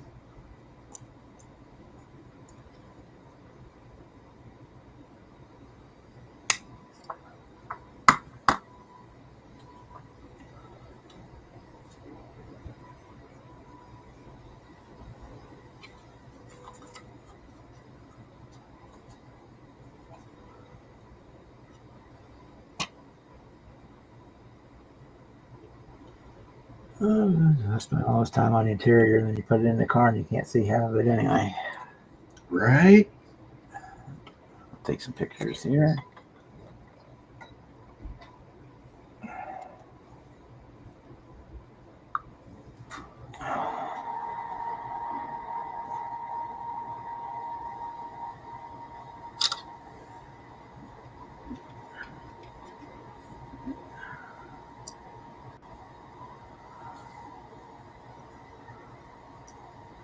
All right, Edward.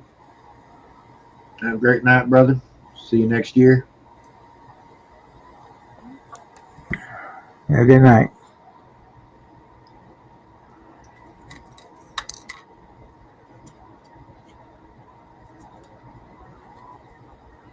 And I say see you next year because for me it's still 34 minutes until 2025. So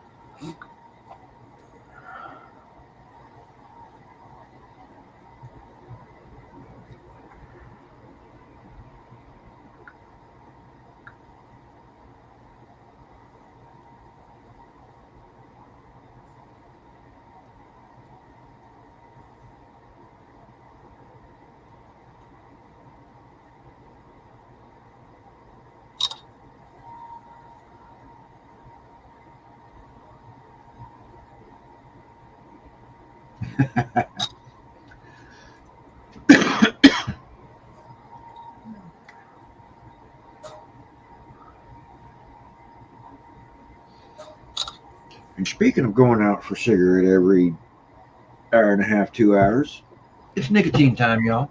I shall return momentarily. Oh, he'll be here.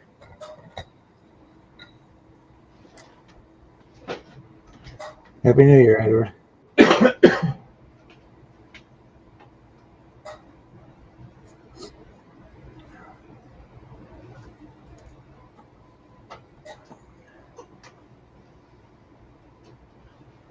Yep, we still got 30 more minutes here till we're just to put out one dumpster fire and start the next one.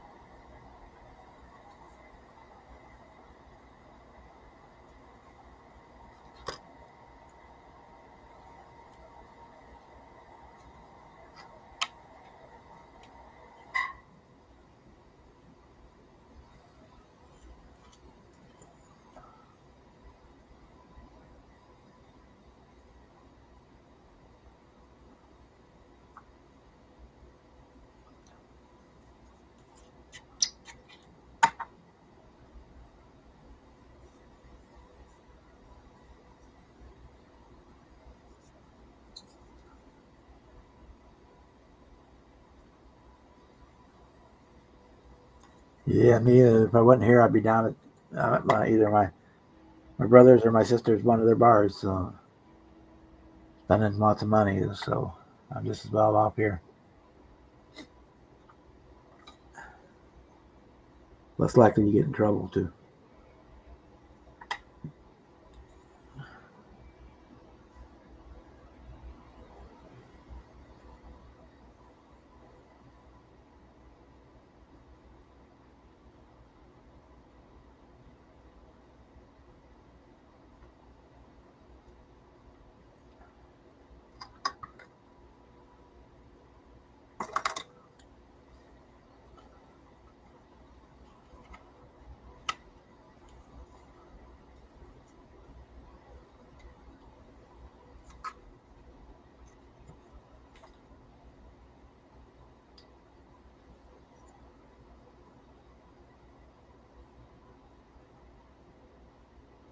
Oh, did you drop something?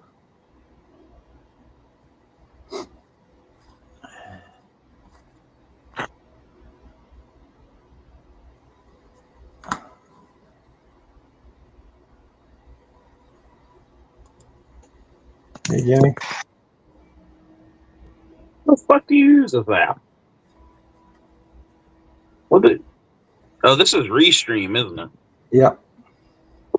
No wonder shit looks fucked up.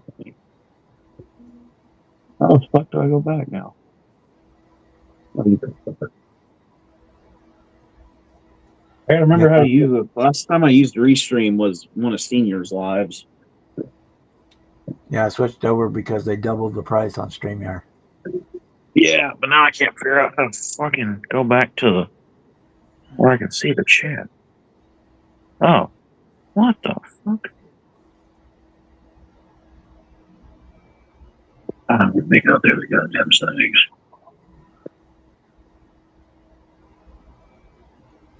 No, Well, not leave. technically, I have StreamYard for another 8 weeks, but I went ahead. I'm gonna get started using this one, so I'm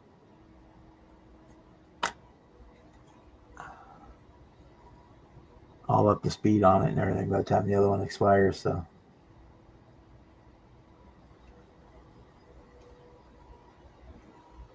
Okay, so it doesn't like when I turn my camera sideways.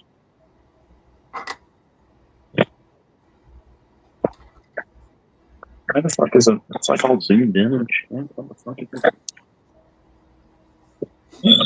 I don't know if I can on the laptop. I can set my view either to be landscape or portrait. I don't know about on the phone. I'm going through the settings. I had the settings all fucked with on here, but like I said, that was way back when Senior did the StreamYard 1 and 2. So let's do it. Okay, now it doesn't.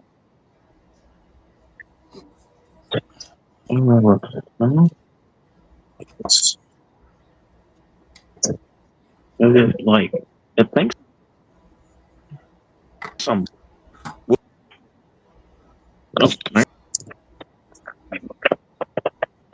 Alright. How do I scroll down?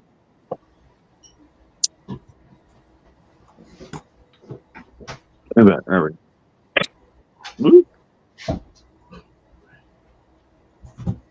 Maybe I should have kept that Chromebook from the school. This would have been a lot easier with it. Oh, okay. Hope Default. everybody's all right. What does that do? What does that do? That's that camera.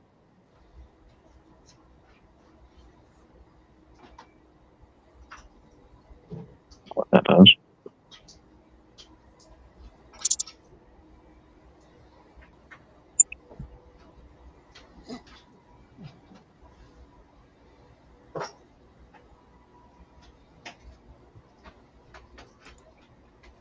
Hey, Jimmy.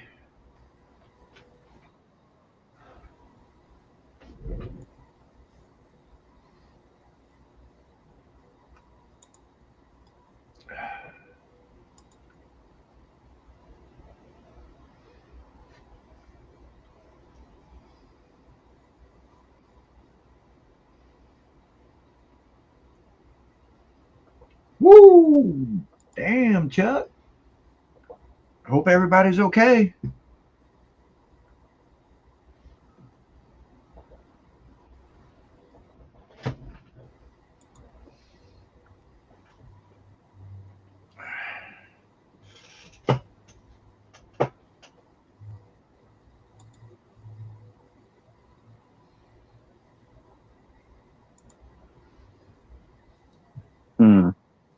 Don't know what the fuck it just did then, but that's cool.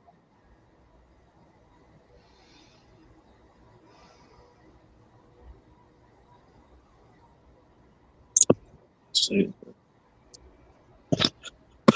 That didn't do anything. What the fucking? Did I do that? No, I did.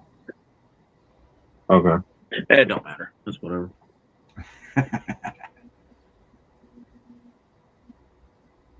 My phone doesn't like restream, but it's okay. It's almost like my phone's got it zoomed in. Because right now I cannot see. I can see the name. I'm spacing. Yeah. You look normal on our end, so. Yeah. My phone's got it zoomed in weird. Unless I put it up like this and then I'm just a little square box. But as soon as I turn it over to go full screen, it like Yeah, on our end it looks normal. Yeah. all right, fuck it. Okay. So if anybody says anything to me in the chat, and if I don't read it, sorry, it for some reason won't allow me to access chat either. But fuck it, I don't care. Just break down and get you a tablet or a laptop. I could have stole the one from the school, but I decided not to. Shit.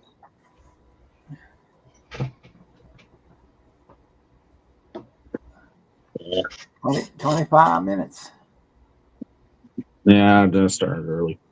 This is from my dad's stuff, and it tastes like better. I've been drinking all night, so you can tell I just dropped the lid. This tastes like piss. This is not my brand. This is my dad's because I done drank all mine. This tastes like morning sunshine.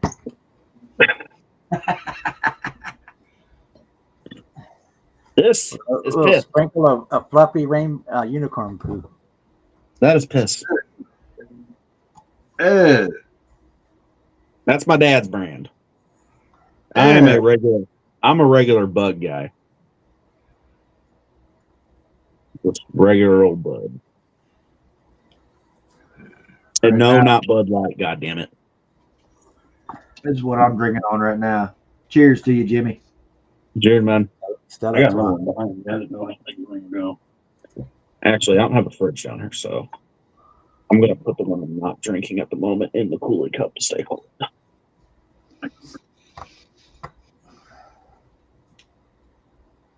All right, well, where was I at on this F4, on this F350? Trying to figure out the frame last time I remember. Right. I got the frame figured out. It's going to be jank, but it'll work. Wheels. I painted the wheels. That's right. Those are still out. The corner painted. I got to paint the tires. I didn't think we were going out to eat tonight. I was going to try to put some paint on this damn cab and bed. But that didn't work.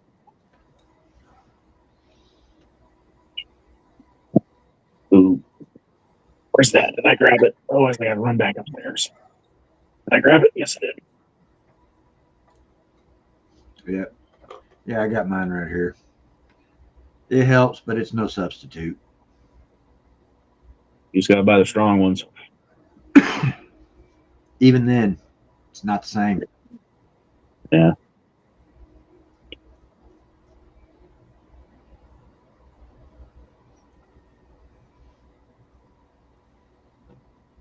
You're a cigarette guy, aren't you? Yep. That's right.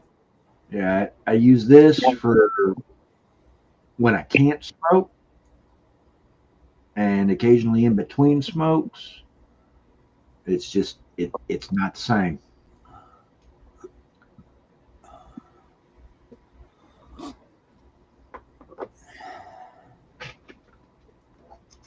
What's the milligram I use? Even it's like those. My I got pods fucked up. are 58 milligram per milliliter, 5% nicotine by weight. I used to do them. What were they? Zen pouches is what they're called. Zen pouches. That's it. I started noticing I got my teeth getting shit fugly, so I quit doing those. Yeah.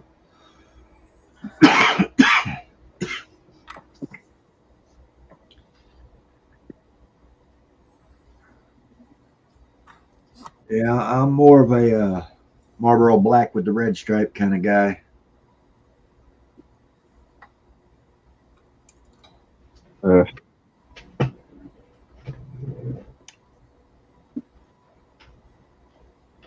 I didn't have a brand. If I had to, it was whatever damn my buddy's dad had.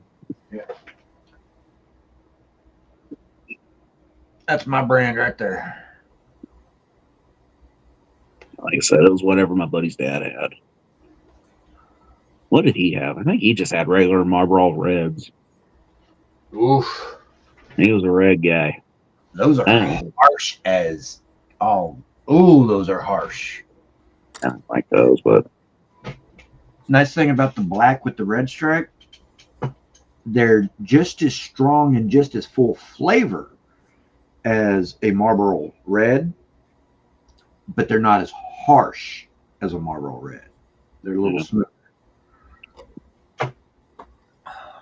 that was back when I used to smoke weed, though. So after a little bit of that, you want some nicotine. All right, Chuck. Have a great night, sir. Happy New Year to you. Happy New Year, Chuck. We got about 15 more minutes to go for us. Oh yeah, and I can already hear the damn gunshots going off outside. Even from where, yeah, I can see Kevin's name, but what he said underneath it's cut off, and I can't read it. Yeah. Unless I do this. Now I can see it. Even then, I still can't fucking read. Yeah, cheers with the chocolate milk. I might just stay like this so I can see chat. I gotta go through the settings. I had the settings all fixed when Senior used to use Restream. I gotta go back there and fix them. I said I had to change because they wanted $400 a year. Whoa! They went from 200. No, I get it. I get it. And this is basically using a laptop or a computer. It's almost identical. The only difference I get it because I haven't been able to find it yet. On StreamYard, I could add. They had the pre-recorded intros and outros that I could play on here. I don't think you could do that. At least I haven't found it. If you can, I'll have to check. I get it. A bit more, but yeah, went from. Wow. Restream went from 230 to 430 for StreamYard. Extra camera. And for this one, for Restream, for the same package, basically, that I had on StreamYard, was $190 for a year. Standard. What's that do? I just got to go through and figure out the cameras again. It wouldn't matter if I was making $1,000 or $2,000 on monetization or something, but I'm not. Right? I average like $10 a month, so.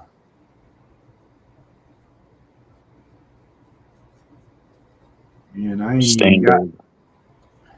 hadn't even got to the point of monetization yet. I ain't nowhere near that point. I'm not either. I mean, oh, come on now. Some bitch it froze. Come on now. There we go. Subbing. I only get like $10 a month for monetization and membership, so it's not like I'm not making any money on it. But I video. can't put out $400 and bring it in 120. I mean, I'm only at 232 subscribers at the moment, so I'm at, yes, I'm like 1492, 1491. I was at last time I checked. 1,500 subscribers. Which, Yeah, see, how? Fuck if I know. See, mine went down. I was at 1492 yesterday. Now I'm 1480 something. yeah. Locale video. What the fuck does that mean? No, no, you son of a bitch. Yeah, see, Stop I it. went Without down three. refreshing my screen, my YouTube screen shows that you're at 1.48K. Right. Well, I was at 1492 this morning. Now I'm at 1489. Yeah. It goes up and down, up and down, up and down, up and down. On the 28th, I was at 1490, 1491 on the 27th. What if I do this? No, I Which don't is do probably the YouTube logarithms, because I can't see me adding and losing two new subscribers like almost every day. Yeah. audio, virtual background. I don't know what the fuck that means. Virtual background is so you can put like a fake green screen behind you. Yeah. See? The virtual. Oh. Yeah. Yeah. It's virtual green screen. Oh, here we go. Now I can see chat. But while I'm full screened, I can't see chat. Okay. It's Well, Kevin, I mean, I have I have the, you can join the channel as one of the minions for $1 a month, and I get there's like 6 people that do it. So, and then after YouTube takes their 30%, it ends up being like $7.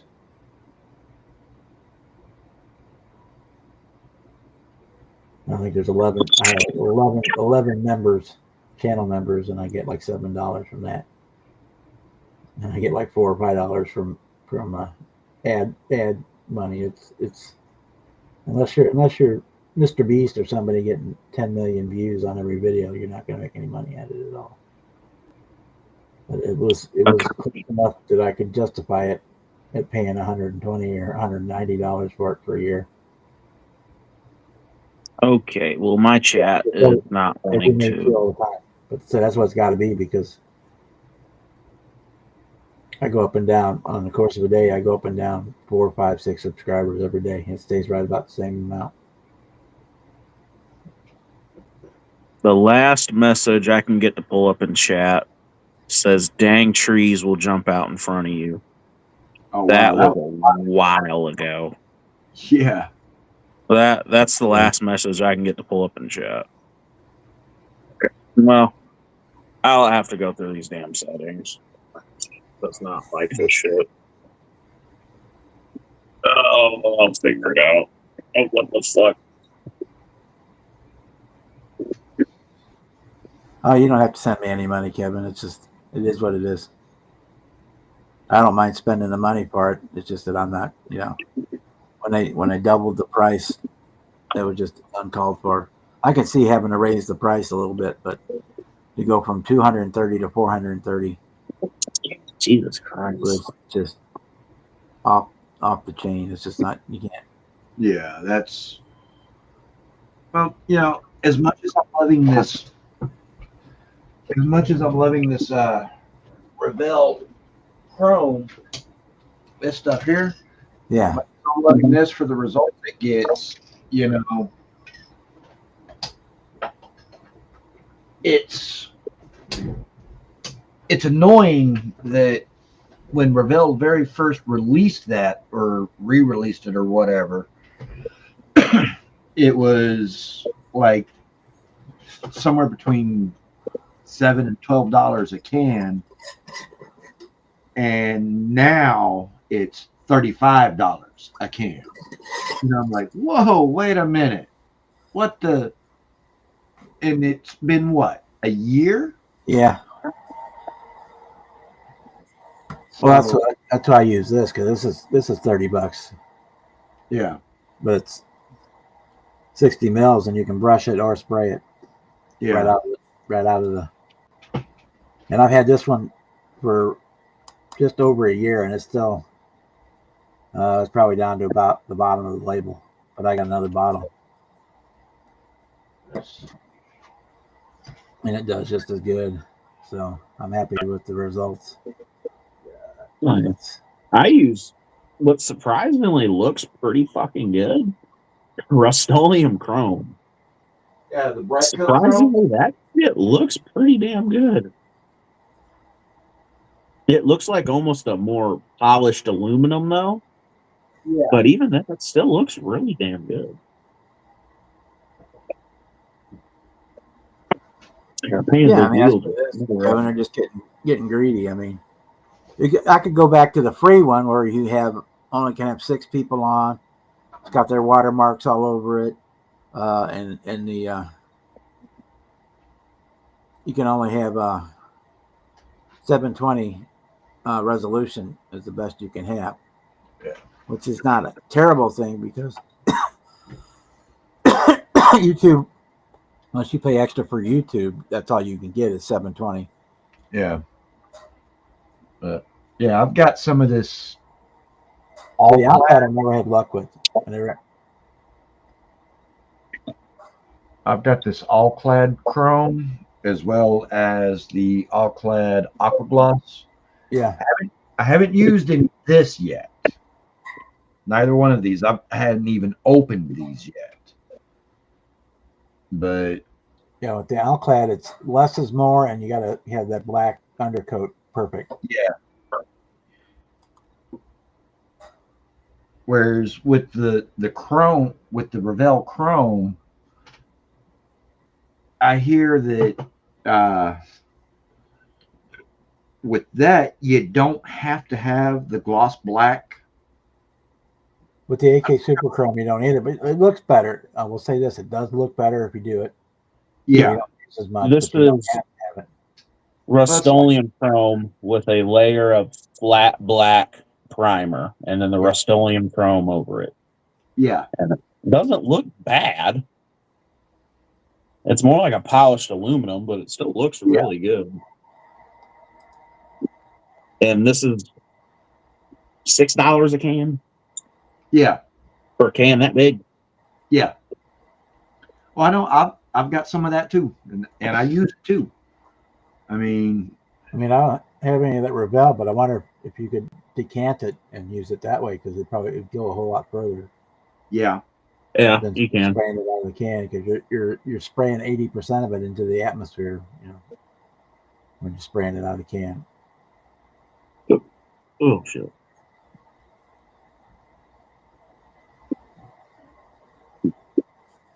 Shit.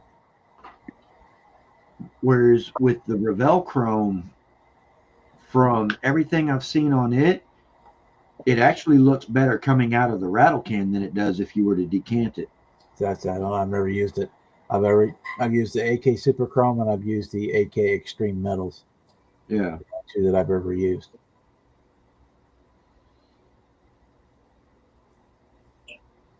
I like the Extreme Metals, but it's kind of expensive. I use it when I do like a jet aircraft where I need a bunch of it. Yeah. And I sprayed that. It took like 4 bottles of it to do that B-58 Hustler. Ooh. Ouch.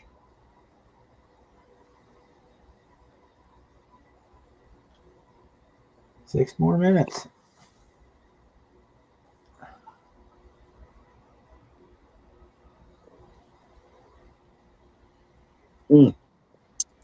God. But since I hit the Super Chrome, It tastes like I'm this. happy with it. So if you just spray it I can spray it right over the resin and it looks all right for like an aluminum look. And if you put it over a black primer, or it looks like a polished aluminum, if you put it over gloss black, it looks like chrome. Yeah. So I'm happy with that. And then it's an alcohol base, so it's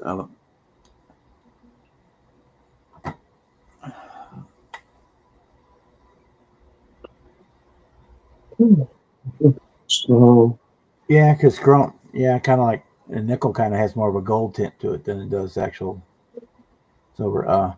I have used the AK Extreme Metals stainless steel. Is an awesome silver for like a car. It's just got the right amount of, of blue in it.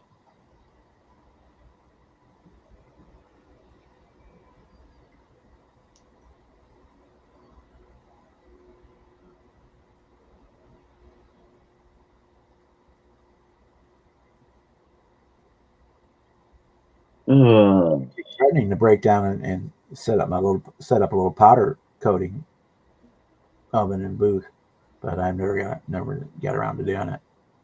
Yeah. I need round two. Get off their ass and send me the windshield for this windshield. That thing is about done. Ooh, that's pretty. Oh yeah, straight oleum. Yep. And then I got How long ago did you talk to him? probably going on 4 weeks. Okay, well it's Christmas time too, so That's what I thought. So I've got I the would body. give it another week or so. And if you don't see anything, then I'd hit him up again. The body is that brownish reddish. The wheels, I got a little gold accent in. Nice. And that's the interior. Little gold accent in the interior too. Oh man, I can hear it, man. Gunshots are going fucking off.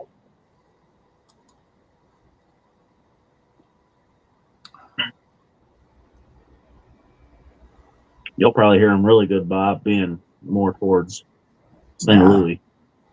Oh, here I'm out in the country like you are, Jimmy. Guns are tools, not toys. There won't be nobody. There might be some fireworks go off, but that would be about it. We can hear them from from St. Louis. I'm close enough to ride on the border of the river. We can hear them from St. Louis from up here. Oh. And then we got down behind my house through the woods and this little dead end road that's way back down there. There's one old guy down there, and he's just got straight automatics. So you'll hear automatics until 12:30. No, I'd say out here, ammo's too freaking expensive to waste it. You might hear my fireworks. You might hear some of that, but maybe not hear the no.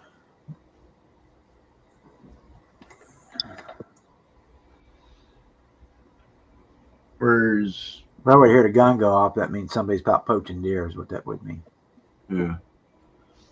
One thing I will say about the neighborhood that I live in now, 2 blocks over and 1 block up is a fire station. So ambulance and fire truck sirens are pretty constant. Oh yeah, that I get all the time. Especially considering as I want to say about 4 blocks down from one of the interstates. So fire truck and ambulance sirens are pretty regular around here. But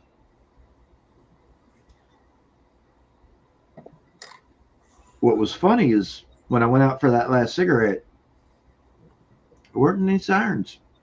So yeah. 11:59. Yeah, they're going off like a son bitch. I can hear them. Yeah, my neighbors are. I can hear fireworks outside.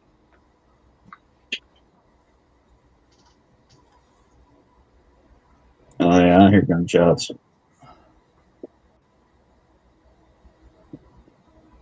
Happy New Year!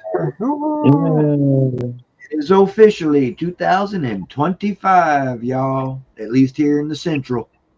Salute. Time for the new dumpster fire. Mm-hmm.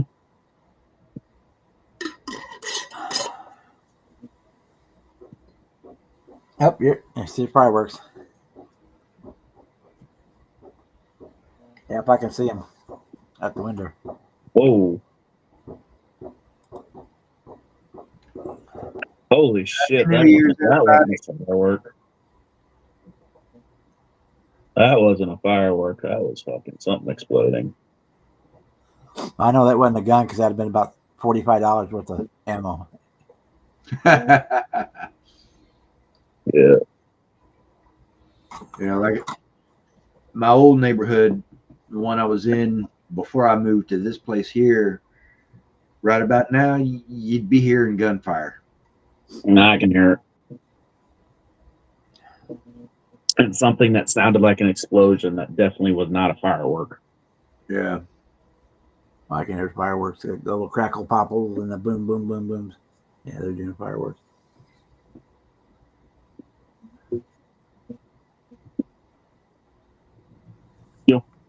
Happy New Year. Duck and cover, duck and cover. That reminds me, I need to. Yeah, the different. That's what when I started painting the jets. There's these. They've got like 10 or 12 different shades of aluminum, metal, stainless steel, titanium, duraluminum, polished aluminum. Boom! There goes the big one. That was an acetylene bomb. I know what that was. I knew who that was. Oh, doubt he's got explosions. That guy with the automatics down there. He's old school Marine Corps.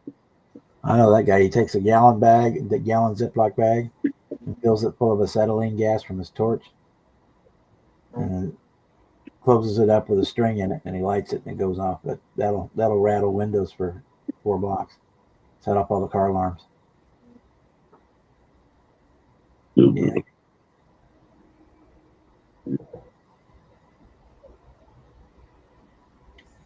Well, boys and girls, Happy New Year to everyone.